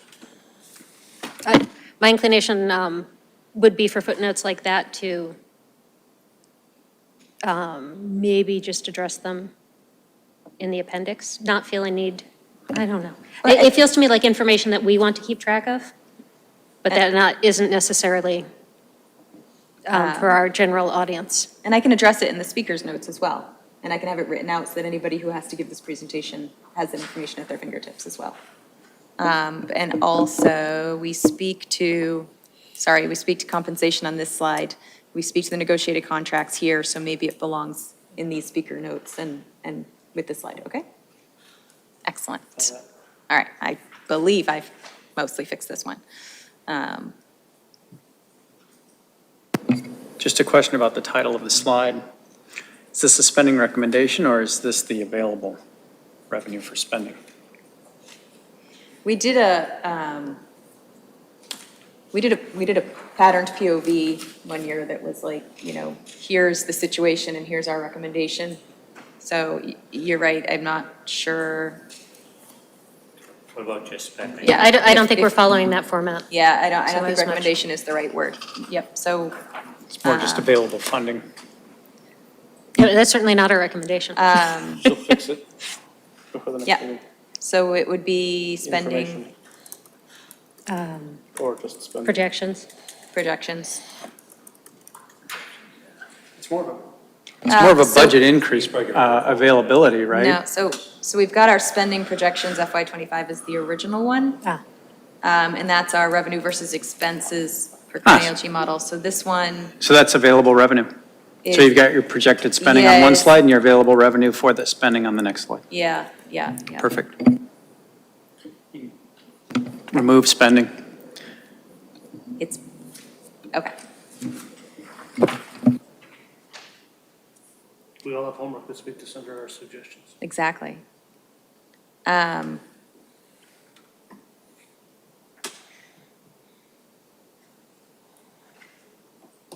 The yellowed percentage is not updated yet. Budget is. The budgeted use is from last year.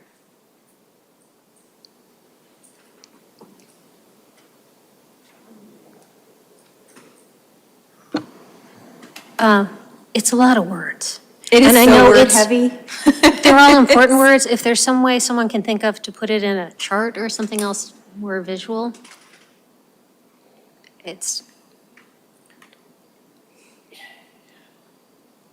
Yeah, and I feel like we got it down to this many words last year, so I'm all for trying to get it down to less I words. mean, unless you put the two, the town and then the AVRSD into its own little chart saying, here's the budget, here's free cash. It's going to be too small. It- It's too small a slice I like to it, show up as a let's do chart. two slides, the only thing I think of. Yep. could we make something like a bar chart that would show the range, what 3% and 5% would be and where we are within that? For each one? Yeah, For how many years? I don't know. Yep. I just, That data is available. just if you look at this right now, it's just a bunch of words. I mean, Yeah, it's- I'm interested in this and my eyes glaze over a little. Yeah. This, It's okay. I'm just trying to think about a broader audience who is less technically Financially savvy. detailed. Who's less financially savvy? well, I mean, I shouldn't say that, I should say more that they, Yeah. you know, we gotta do it in layman's terms because they're not on our side of it, so to speak. yeah.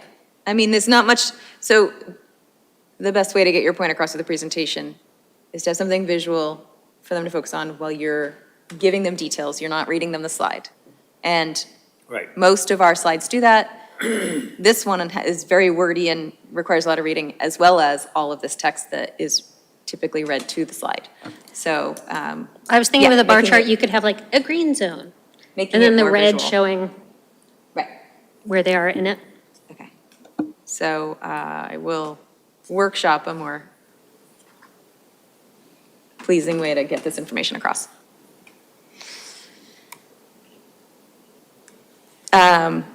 Capital projects. This is, I just added on last year's, including FY '30. From the current CIP, but the town is working on a new one. The school's capital projects list hadn't been updated in a long time. I did have a bit of an email exchange with Peter Light about upcoming costs that they're looking at. The admin roof is raining inside the building. If there, I haven't heard, but if there's any chance a tree fell on it or something in the storm, that would be great. But I don't think so. So they're looking at ways to mitigate some of the costs of the roof replacement. But it's gonna need its roof replaced. And HVAC. There was one other thing. I'm so sorry. Hold on one second. I wrote it down. The admin building roof has reached critical stage, possible green schools funding source if we add solar panels when we do a new roof. Rooftop HVAC units for the high school, junior high, and Parker Damon, all coming due. Opportunity to take advantage of significant federal credits to move to electric. To show you how coming due they are, they ordered parts for some of them back in May, and these are such old units that they haven't been unable to get the parts. So those buildings were going without AC in the 90 degree days they were having. They were actually had to consider whether to have heat days. So I don't have an FY for either of those or a cost estimate. But we'll have them, I believe, at least some sort of guesstimate or something to put in here, before we publish. On the municipal side, do we need to, am I not seeing it? Do we need to add the electrification program for the public safety facility? Last time I spoke with John, he said that that actually might be a shift to doing it for here, that there was more bang for your buck by electrifying town hall Okay, than the public safety facility. but if it's in the next 3 years, it should be on the list. Yeah, we're going to need the updated SIP, and that gets into the updated SIP. I'd be inclined to call this identified uses rather than needs. Some of these are arguably not needed. I mean, sidewalk program, maintenance, yes, construction, maybe not. There is, Identified projects. yeah. It just says capital projects already. I could just change it to identified projects, but we can just, But it's the capital projects. I would love in some ways to indicate what is normal spending or like continued investments in what we have versus what is new on the capital side of adding new services. Like the DPW is maintenance. It's a rebuilding, but it's effectively the expense of a lot of deferred maintenance and new needs. Sidewalks would be new things. I don't know where you'd put the traffic study, but we need new fire engines and the new ladder truck. That's just the standard part of what we're doing. Trying to get at the idea that I think town meeting chooses things and people go talk to the select board because they want things, but there isn't this concept of that it's at the expense of other things. I mean, I don't think people think we have a bottomless well of money. People know what their tax bills are, but I don't think there's a lot of, if I do this, I don't do that. And I would love to get a little at the idea that there are things we have to do, and then there are things we would like to do. And maybe this isn't the place for That it. becomes very subjective. I think that's on us when we either approve or don't recommend a warrant article. Good point. Adam? Yeah, I would second Christine's remark. Probably not necessary on this slide, but maybe later during a recommendation. I'd love to get ahead of warrant article time, though, because it is, projects are pretty far along by the time they get to warrant and we're discussing them at town meeting. It's a point that Jason has brought up before. I agree that this probably isn't the place for it, but I think we need a broader discussion on just spending as people get into it. As appointed town committee members, we can take the longer view, whereas the select board, et cetera, they have their short-term decisions they have to make, and they have their election cycle they need to respond people on. And I think it's our duty to take a longer view on that.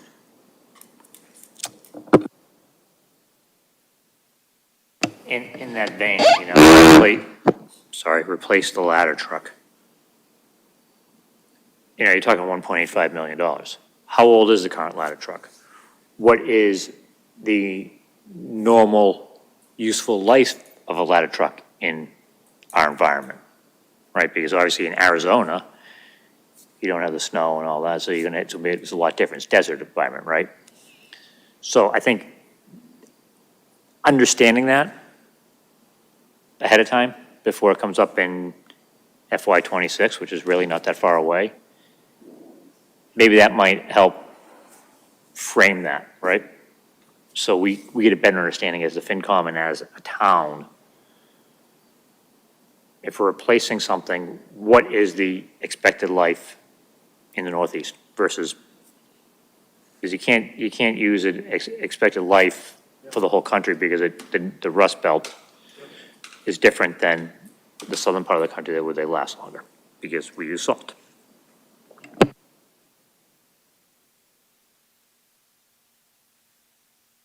Despite what I said on the other slide, I don't think this has too many words. Yeah, not a lot I can do about that. Yeah. Yeah, so I'll do my best to get this filled in, waiting on, I should reach out and find out, or if you actually don't mind, Christy, just asking John if he has a timeline on the new SIP. I know they're working on it.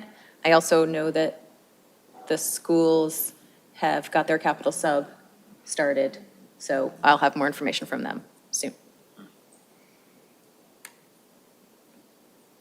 All right, this one had a lot of back and forth because we have the current debt service followed by projected excluded debt service. I really like that transition. Good. You don't or you do? I really like it the other way around. Because Because then you're taking the thing and you're saying, okay, ignore that.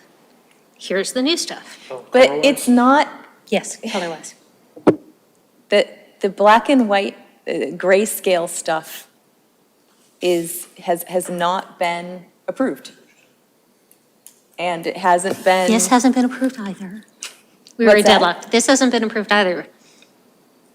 Oh, I see what you're saying. No, I'm saying those projects I think it's too hard to We don't know how much differentiate. they're gonna cost, we don't know. I think it's too hard to differentiate the projects visually when they're just shades of gray. I'm okay with that. I was the one who was wishy-washy when we voted last meeting, and I originally liked it the way you have it on that screen. But I like the transition better this way.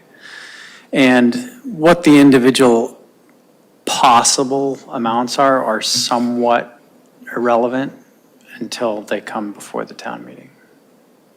Or until they. I disagree with that because we have an idea of what we're thinking about happening. And we can say, okay, well, actually, can we push the ladder truck out? Or for me, it's the sidewalks. That in my mind is would like to have, not a want, not a need to have. And I feel like we need to think about it. I, the reader, need to think about it in that greater context, which I have a hard time dividing with them being grays. Christine, would you mind just flipping back and forth one more time between that one and the one before? Yep, it's just on a little delay, sorry. So this is the current debt service schedule. And this is the potential and not complete, because again, it doesn't include some of those school projects I mentioned. Yeah, I'll go back and forth all day. Try that again. I just. Hopefully, everything matches up. I made sure the scale was the same, and anyway, I think of the defined versus the undefined. But Independent of whether you swap the color scale or not, this is a frightening slide. This is an absolutely frightening slide. And it's probably underselling the cost, because all of these costs were projected, when the capital improvement plan was made 8 years ago now, when interest rates and construction costs and, I was scared already. Why did you do that? you're No, welcome. well, but hold on, the sidewalks are from last year. Some of these are newer numbers. The sidewalks have been in the plan since 7 years ago. I understand, but the cost estimate I heard last year was still up to date, which was the 17 million for the, Agreed, that was the new cost estimate. Okay. I'm not saying it's not scary. I'm just saying some of the numbers are not as old. I don't think we have 17 million for the sidewalks, though. I think it's 5 million and 5 million, isn't it? Back to slides. It was supposed to be 17 million, or that was the number John was 18 discussing million, actually, last year. 18 million. total. We had 19. Right? Okay, well, I'm still operating off of the capital improvement plan, so these are both $5 million slots. Again, I think you know my position. They haven't suggested that's happening within the next year or two in anything other than a plan that was put in a grid 7 years ago, and don't want to get into an argument I don't need to have. No, they published a SIP last year. Yeah. They They published, didn't update the numbers? they published a SIP last year that included the electrification program, and those were all new numbers. They didn't act on it, thank God, but they published a new SIP last year. Do we have a new one out there? I have to say, we can confirm that. I'm also thinking that the sidewalks, the 17 million sidewalks. Oh, I apologize. The $17 million figure for the sidewalks. But we can confirm all numbers for you. That'd be great. Yeah, Thank you. absolutely. Yeah, well, it's not immediately obvious in any town website or Googling, and if you look up the Acton SIP, it gives you this same document. It looks like it was republished, but it's the same document. It's got the same dates on the PDF. So again, these numbers are worse than, so. Madam Chair, may I ask a question of our Select Board Liaison? I'm sorry, can I say a quick something? Of course. I'm looking at our 2020 point, 2020 point of view. We have on the side the number, dollar sign, and then an M. Could we just, could we take out all the zeros? In order to do that, I have to put a text box Oh, okay, over yeah. all the numbers and make it white, and then make individual blocks that say, because Google doesn't do that, and so I can do that, but if it's not that important to you. No, it's just taking up Thank lots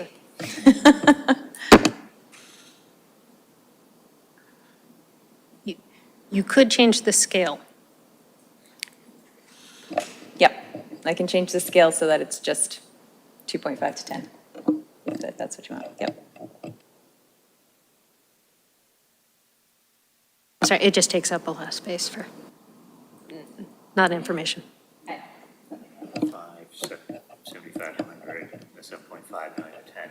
Sure. Kind of give you delineation of more records, because if you just have 2.5 and 10, No, readers are sorry. not really comprehend. No, but if I go up to 10, it'll make that same scale, it'll just get rid of all the zeros.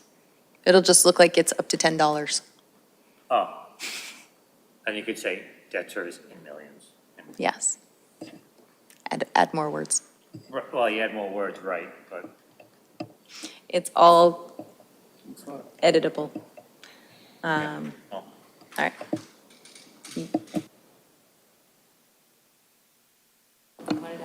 In 2020, we had this simply broken out as town, school, and then the new projects. Is there any benefit? I'm not trying to complain about the slide. Do we want to go back to something a little simpler, or, no? Okay. I'm just looking at the key at the top has a whole lot going on. I think of it, though, when you're talking to the taxpayer, as Steve Noon has pointed out in the past, and others, you get one tax bill. And it doesn't break it down in your tax bill. You're paying this for the schools and this for the municipal.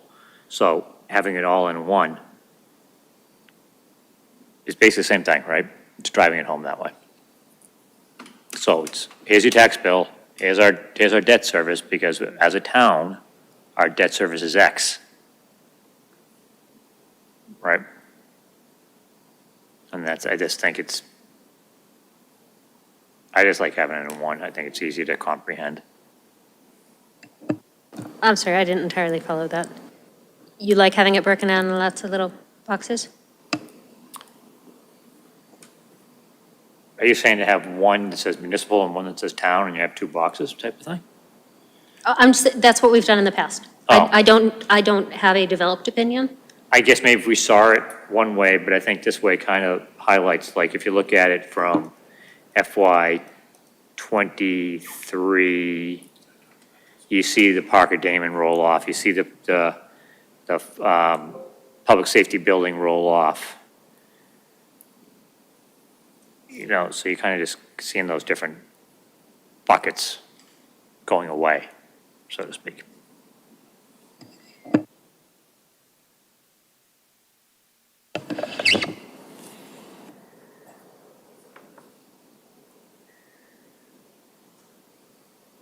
I will share this with everybody. We can all take some time with it and suggest some thoughts and alterations and changes, and we can workshop any number of them until we get the one that tells the message we're looking to tell. I'll flip the colors and make the bottom gray and the top in color. Do you want this one in gray? No. May I make a suggestion? I don't want you to touch this slide. I think this slide is exactly what we want. The next slide, I would propose, and I'm going to lose, but I would propose you take everything that's in color now, because that is committed money, turn it into one color. It is committed, it's done. I don't care what the projects are anymore. If I care about what the projects are, I'll refer to the previous slide. Change everything that's currently in color to gray. And then for all of the new projects, put them in color so that people can see the accretive change that comes along. And that way we're wiping out, because there's not a damn thing we can do about the purple and the red and the blue and the gold and the other blue and the orange on this slide. That is committed 100%. We have to stick to it. So on the previous slide, I love having it called out so that people can visualize what's falling off, et cetera, et cetera.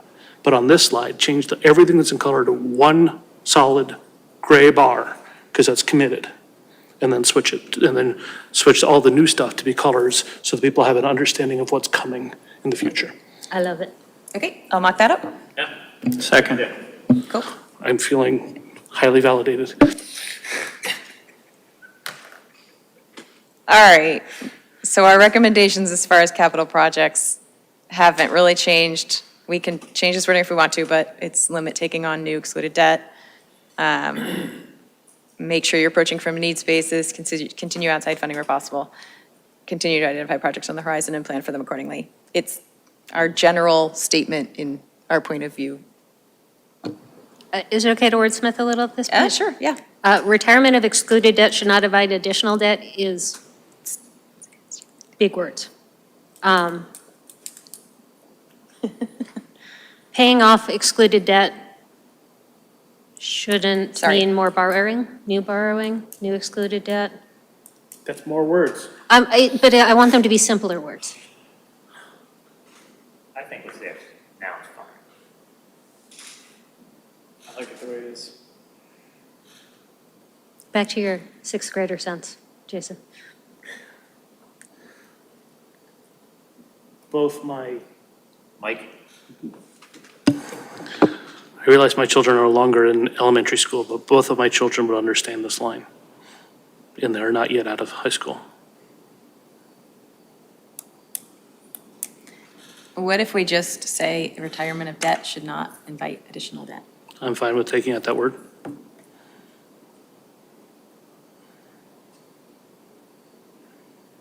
Because we're already. Can we make Retirement it be of retiring incurred. debt? Sure.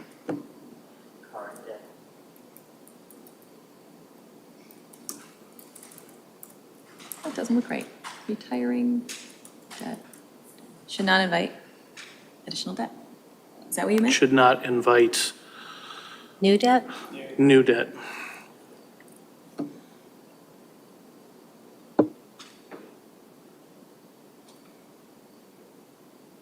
Are those words easier? No.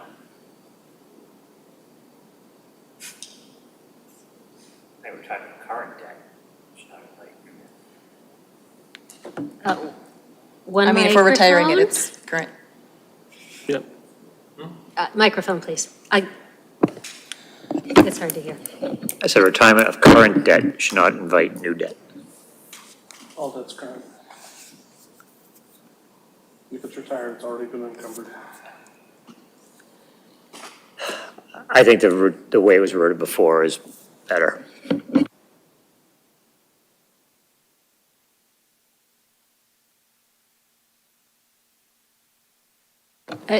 Does anyone else want to argue this one? Madam Chair, I love it the way it is. The new change, let's move on.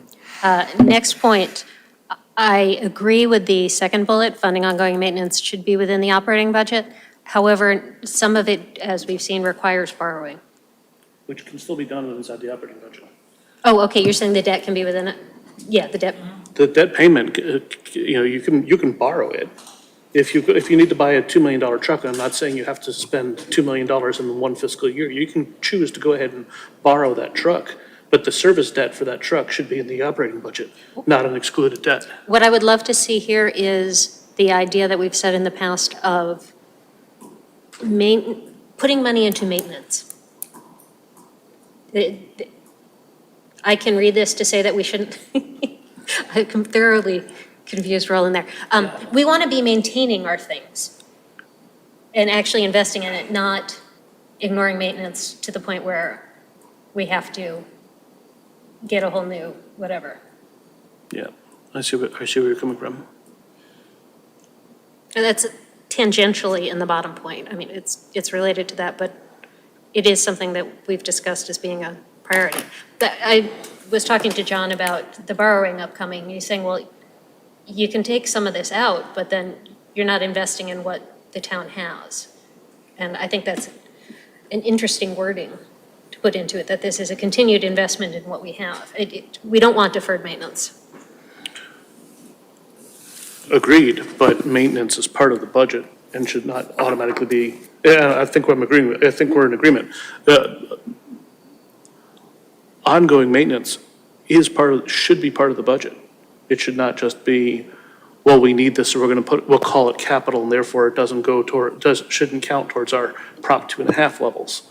I argue it absolutely should count towards your Prop 2.5 limits, because it is you should absolutely be budgeting for maintenance in any given year. I think you're right, we need to sort of put a finer point on this, and we haven't done that on this slide yet. So I think I'll definitely take the action of going back and making suggestions to Christine on how to make this slide in particular tighter on what we mean. Because I actually had a conversation with a select board member where I have a distinct feeling that we're not on the same page of what capital means. And so I want to try and drive that point home a little more carefully. Adam? Put a pin on this one. Let me take a stab at it this next cycle. Okay. This one, again, not updated. I hadn't updated it last time. I don't have the update on it this time. It'll be updated before we go to press, but this is just one that we have found incredibly useful when speaking to all of our stakeholders about what Acton actually looks like and who's paying what portion of this very large budget.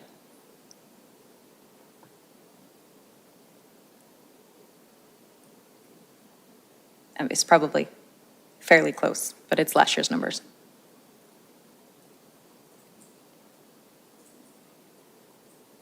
Good. I'm gonna move on. I'm going. All right. We took out 19 and 18 because they were the last of our mixed information. And we removed the top two rows. I've already forgotten what they are. This is what we're, It says the average single-family tax bill has increased $500 on average. I think that's a little misleading. I know, but the average single family is different than the I'm sorry, median single but it's family. $500 per year on average. The sentence implies that it's only been a $500 increase over the past 5 years. Per year. Good point, good point. I take your point. Well, if it's built up per year, the one above it should be done per year. Yep, yep, done.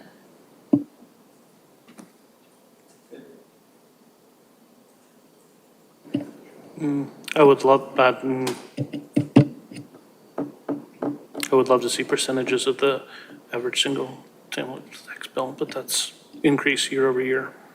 But if that's too many bullet points for one slide, I'll let it go. No, we had more. You want to see the average The percentage increase. increase? In the average single family tax bill year over year. Sure. I'm sorry, what do we have average and median on this slide? Probably what's available. We have apologies. We have median household income, median tax bill, tax bill as percent of that median income, why do we then have the average single-family tax? We already have that information in the median tax bill. No? Is the median tax bill not? Yeah, for sorry, I single-families? think we used average before and I had that hidden, and I think I just accidentally unhid it. Can you Oh, so change we can that get rid of la- that. Can you change that Yep. last line to increase in median tax bill year Yep. over year? I can. I think that's a Put valid- in my Excel spreadsheet where I will pull it in. Yeah, I think that would be a good thing to have. Yep, sorry about that. It's old data. I would just say, make sure you were keeping the one that's the new available number. Yeah, it's the Although it median. looks like maybe they both are, but, Yeah, well, we do have access to both. Actually, this is a calculation. sorry, the one we need to keep is the one that's relative, and the one that's relative is median, because the new household income information is median, and it used to be average, right? Yeah. Sorry, thank We you. like to average better. Median is what we have access to. Yep. We will use median. I will change that to show the percent increase. I'd like to float an idea that I suspect will be rejected. It drives me absolutely batty when people talk about tax rate. Tax rate is meaningless. Yeah, we took it off. Do we want to take this as an opportunity to encourage people to not talk about tax rate?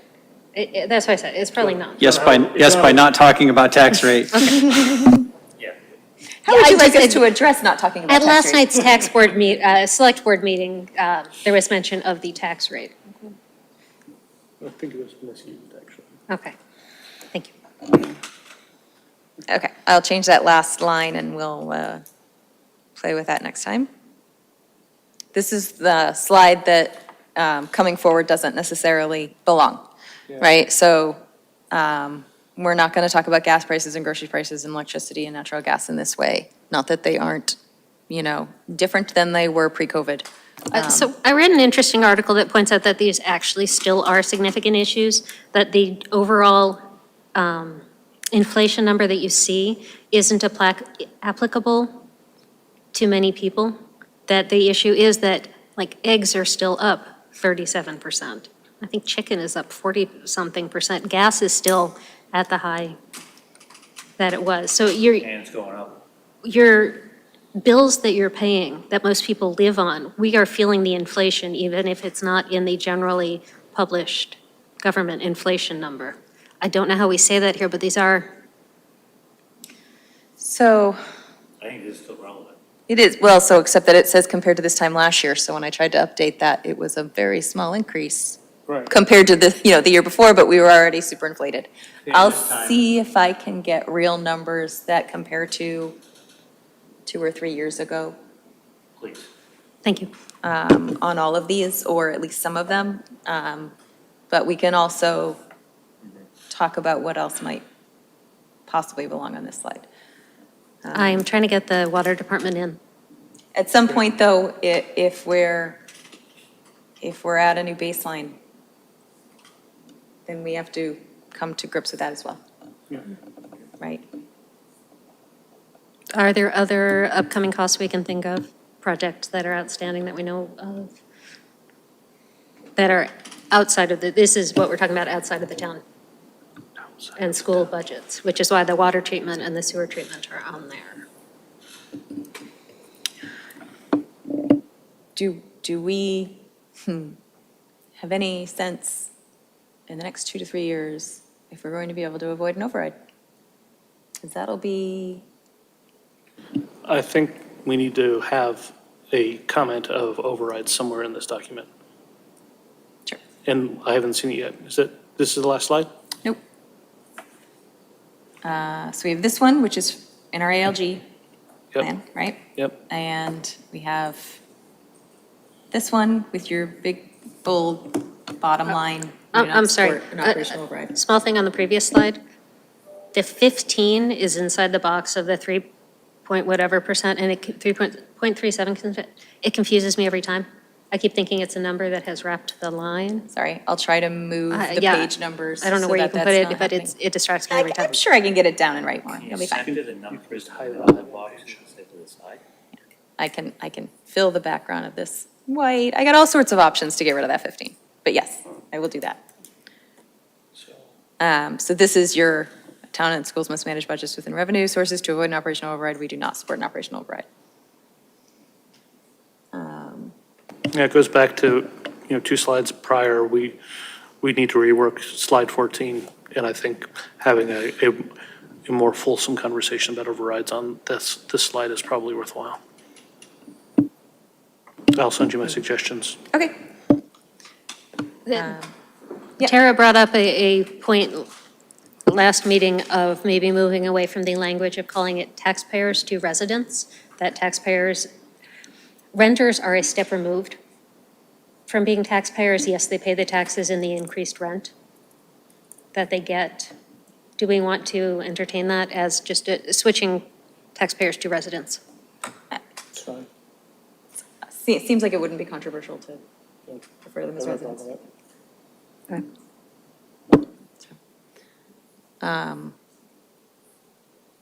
And then she asked for, everything else is an appendix, which I haven't played around with much yet, but she did ask for some rent information somewhere in the POV.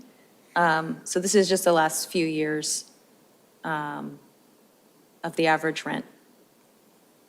That could go on that slide 14 at the bottom where there's other costs that are outside of school and town that are increasing for our residents. Yeah, so we can say, we can say average rent's gone up, X percent over the last 3 years. We can say that the average mortgage rate is now, 6.25% versus 3.125%. Yeah. Yep, that was Roland's talk about interest rates, and we can compile all that into some interesting data to You have that in appendix. give the full picture. Or it can be on slide 14. Yep. So I was able to find that. Yeah, I do think 14 needs a rework, but we'll make it happen. Yep. We talked about having a more defined reserve policy. Again? John Peterson asked for it to be more clearly fleshed out, and if it's in an appendix, we can make it wordy. Can you bring that one bigger so we can? Yeah, sorry, so this is a slide that we always had in the point of view. Previously, last year, we put it in as an appendix, and I'm fairly certain that as an appendix, I never inserted that recommended number. So we should definitely do that this year. But in general, this is our agreed upon reserve policy. He was looking for fleshed out information on what this, Well, so. meant. So if we're gonna have this, then the first line of use no more than X dollars from Acton free cash to remain above the 3% floor, that's a number, that's a mathematical number, we figured out. Yep. The second bullet point's gonna have to be changed, they're already below the 3% floor. It'll be a negative number. And that will highlight the point. They'll love that. I just say use no E&D to get back above. Could be, yep. I will say this, and keep this in mind, that the town was in a better position a few years ago to change to our asked policy that they spend down to the floor of what they have rather than spending down, expecting a turn back to replenish back to the 3% floor. And so they slowed their reserve use for free cash use for a year to align with that request. The schools have not been in a financial position to do that. So they are still spending down below their 3% floor with the expectation that turnbacks will get them close, if not back to that 3% floor. They're not in a position, especially right now, to even entertain our desired way to use their reserves. So we kind of, at the moment, have to be accepting of two different ways to approach reserve use until we're in a better financial position, which honestly I can't see happening until we have a sudden revenue increase out of nowhere. Christie, we specifically asked the school board this previous year if they would like us to come up with a recommendation, and there was a long discussion around it. And the decision that came out of that conversation was that it didn't really help them manage their schools, and it's not up to us to manage the schools. And so the bottom line was that it didn't even make sense for us to come up with a recommendation, especially at this stage where they have very little control over where that number is sitting. They're just trying to get by. They're welcome to say that we have no impact on their thought process, but it is our responsibility to make recommendations to the town writ large. So they can say that, but we also are well within our remit to make policies and recommendations. If they choose to blatantly ignore it, that's their prerogative. I wouldn't recommend it, but it's their prerogative. For our free cash, it's specifically based on state recommendations for good. There are no state records. There might not. There's no state recommendation for the There are. schools. Yep, There are recommendations for E&D. There are, yep. And it behooves us to express concern for the level that they are at. Yeah. Yeah, So- because they're going to impact their bond rating, and that impacts Yes. our costs. Right. Do we want to move that into a slide, just the concern about the E&D level? What was the question? Do I we mean, want? we can- I'm just going to answer Roland. Oh, sorry. Do we want to move into one of our slides, our concerns about the E&D level at the school district? Recognizing that they're in a tight bind and they can't do it, but it is a concern that we have. As Jason just pointed out, we should comment on it, absolutely. Christine, where does it make sense to put that? Or have you got that and we'll just look at it next week? next time? So we used to, do you mean remove the reserve policy in some way in, or No, specifically just the the- wording on E&D? Just our concern about the E&D position. It Yeah. doesn't need to be this wording. Put a pin in it. I've got something rattling around my brain for slide 14. All right, Jason's got something in his brain for slide 14, and I'm going to put a pin in it. I mean, maybe we actually need a school recommendation slide, and that's in there. I don't know, but, yeah. All right, well, we'll see. Again, I'm going to send this to everybody, so please don't hesitate to go through it and make comments or at least notes so that we can have a more fleshed out conversation next time. I can try out some changes if people have some recommendations so that we can actually get a visual on what it would look like if we made certain changes, because sometimes just seeing it is really helpful. We used to be more educational in the way that we presented this. We came up, we did, here's what Prop 2.5 is, here's what OPEB is, here's what our reserve policy is. We stopped doing that last year because we really wanted a very focused message. Does it make sense to keep that stuff in the appendix, move it back into the main body, and put it back into a, education and then recommend? But either way, we need to figure out what our overarching message is, and are we defined in how we're going at it? I think keeping all the educational stuff in the appendix is a perfectly fine idea, especially considering how few of the organizations that we used to present this to actually took us up on the offer last year. As a result, this document is becoming more of a specific document to have a conversation with the select board about.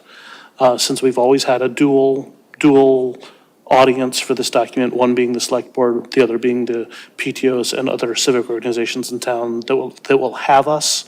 I think keeping the educational in the appendix is great, because if you're going to go present to, the Rotary Club or to the ex-school PTO, having it there is a great idea. But keeping this document feels to me like it's becoming more of a targeted message towards the select board, which is not necessarily a bad idea, because that's definitely where we're trying to make sure that our point of view is being heard.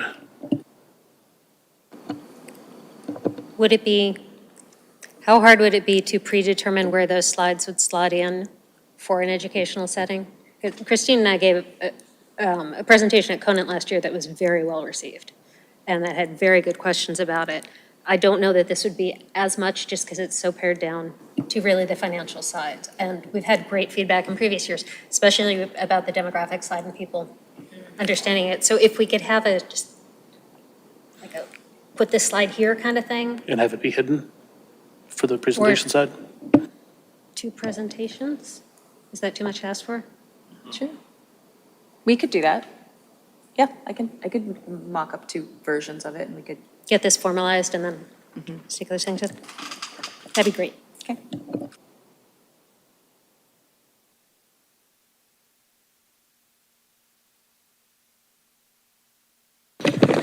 Thank you. Just 3 pieces of information. One on the wordy slide, just a typo. You say that you use we're using 1.15 million of free cash this year. It's 1.05 million in free cash this year.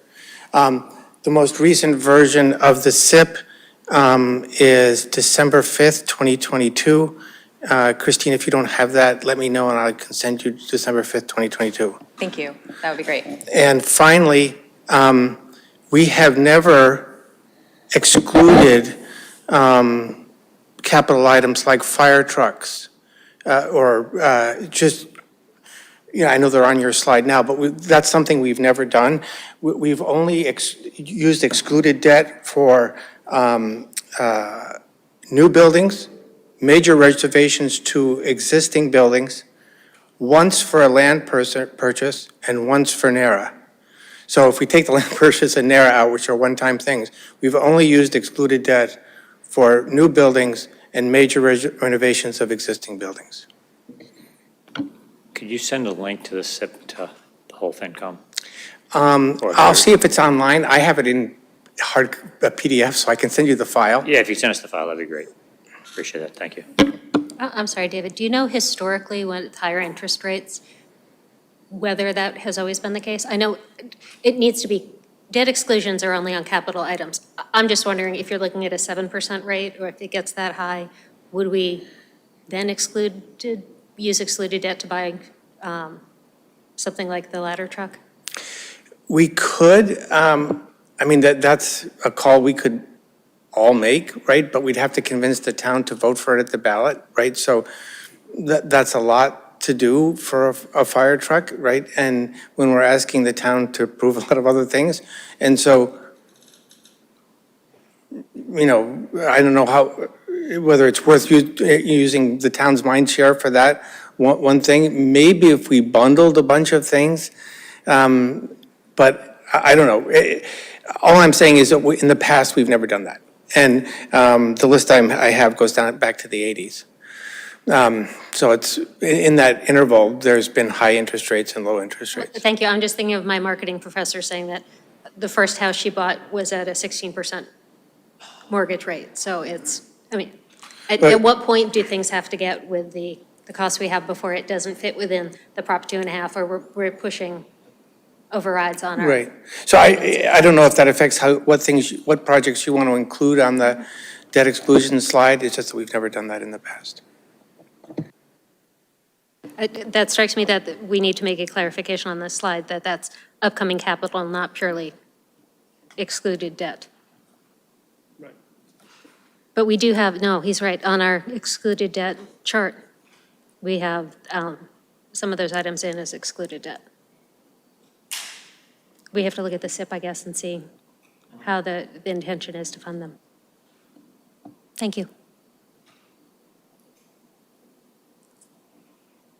Anything else from anyone? Or Christina, any more questions? Not yet. Okay, thank you. That's great. Moving on to, we've already done the LG update, liaison reports. I watched the select board meeting, as did Jason.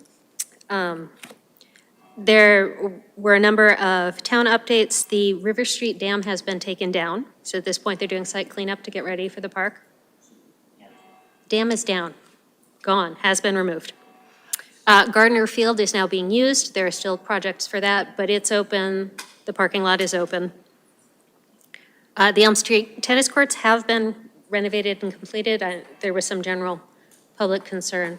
That's where they've been holding it's next to Douglas. The Douglas basketball courts, baseball field, tennis courts. The new online permitting system is going really well. It has been saving a lot of town employee time. And it's been just a general benefit. They're hearing really good impact from really good feedback from the users. It's currently for building permits, but they're talking about expanding that to other types of permits. They have added a taxi service, which will supplement our current transportation system. It is income limited. You have to qualify to be part of it, so there's a hope that it shouldn't add a lot of cost. And yes, please.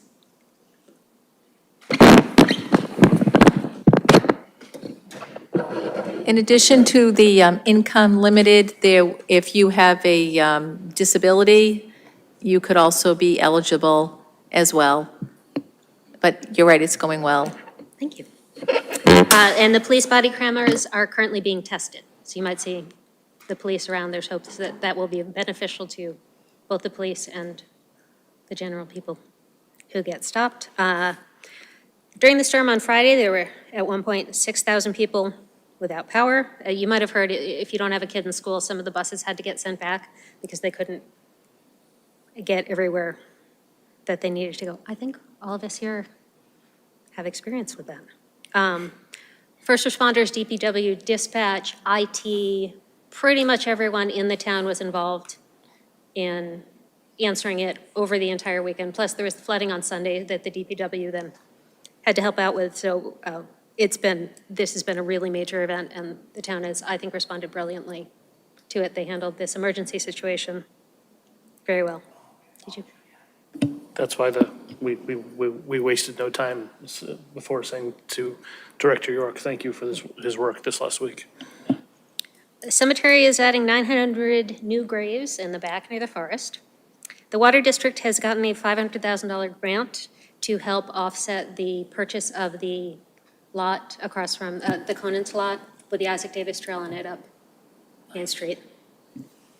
Actually, Madam Chair, they already had a $500,000 grant. They got a new $1.5 million grant. Oh, wonderful. So it's a total of $2 million. There has been Nagob Shopping Center, where the new McGovern thing is going. There is an updated site plan that was not finalized yet. It will be discussed at Select Board meeting this coming Monday. Only 2 of the businesses have chosen to leave. That's Anytime Fitness and Beijing Tokyo. The rest are staying. So I think that's a nice change for them. There's also discussion on whether the Select Board should also be the sewer commissioners. That's something that is continuing to be looked into. What they're discussing right now is whether to hire a consulting firm. At the cost of about $10,000 is the current idea, to look into whether it would be a good idea to split those out, with the idea that that could easily be covered within the current budget.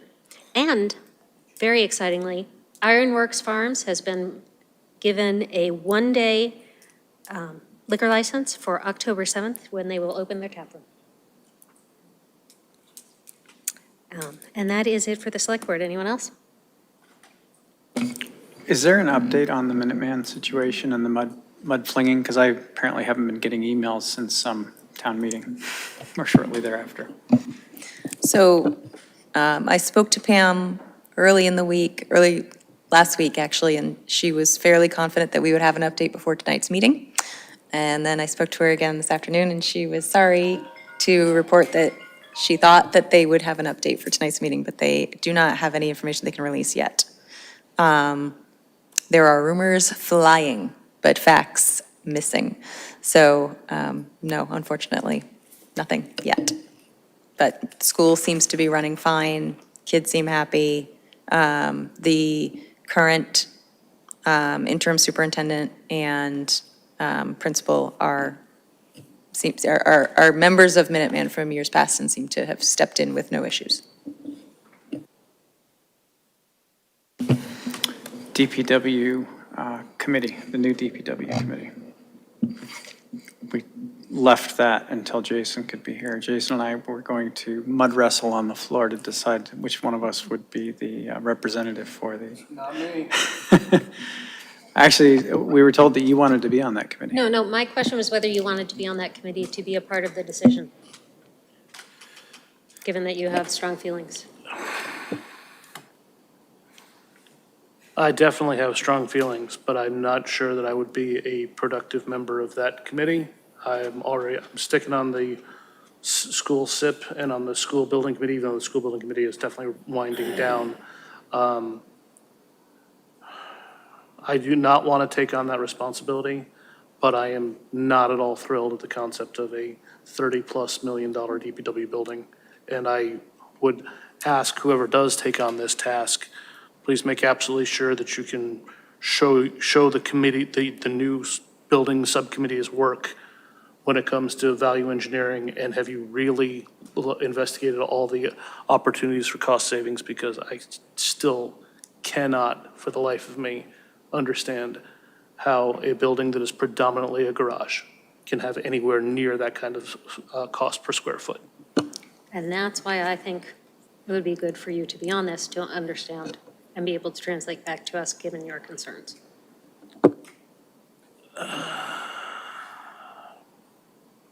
But Adam has volunteered to distribute. I'm not willing to take this on.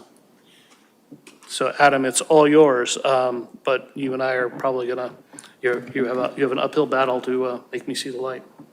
Yeah, and the charge of this specific committee appointment is to make the decisions on how to spend the 1.5 or 1.7 million that was voted at the most recent town meeting for the planning. Go ahead. So the DPW study committee that was before is no more, right? The former committee is no more. This is a new one with a new appointment. I accept.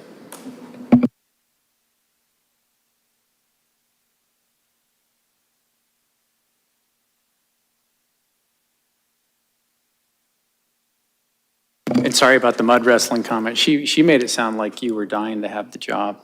No, I'm sorry, I wanted to give Jason the opportunity, given his Yeah, strong feelings about yeah, this, and his I chance agreed to with that as well. change the direction. The date on our calendar for the next meeting is, oh, yes, please. I just wanted to say that I do have the 2021 SIP. It is where I got the numbers for these excluded debt projects, and at this moment, aerial ladder truck and the replacement fire engine are in the general fund debt projects along with the DPW building the sidewalks. They are not in the general fund operating budget priorities. So I don't know if that's a mistake, but it is listed as potential excluded debt, which is why I have it in my graph. I'm sorry, I thought you said general fund debt, which is different from excluded. It's in the same batch as the DPW building and the sidewalks, as opposed to operating budget projects. But you said that was the SIP from 2021? That's the most recent one, though they are working to update now. But yeah, the FY '21, sorry, the November 15th, 2021 SIP has, Right, but we were given one in December of 2022. We had a joint meeting with the select board. okay, I'm speaking more to the ladder truck excluded debt or not. Marianne, do you have a clarification? I was just going to say, I think that this is something that hopefully we can easily clarify with all of you, along with the select board and David. This is something that I think we can hopefully easily do for you. That'd be great, thank you. Okay, our next meeting is scheduled for September 26th. Please let me know if you cannot make it. And hoping to have the planning board come in, not the planning board, the planning department come in and discuss the MBTA zoning implications. If they can't make it that day, I would like to tell everyone to keep time on your calendar for October 3rd, which is the next South Acton Visioning meeting. They would love to get general resident input into changes to the area. Our next meeting is scheduled for September 26th. If we have no other committee business, I think we're down to Adam to make a motion. Scott. Scott, thank you. I'm so sorry, Scott. I'd like to make a motion to adjourn. Second. All right, all in favor, say aye. Aye. It's unanimous, thank you. Meeting adjourned.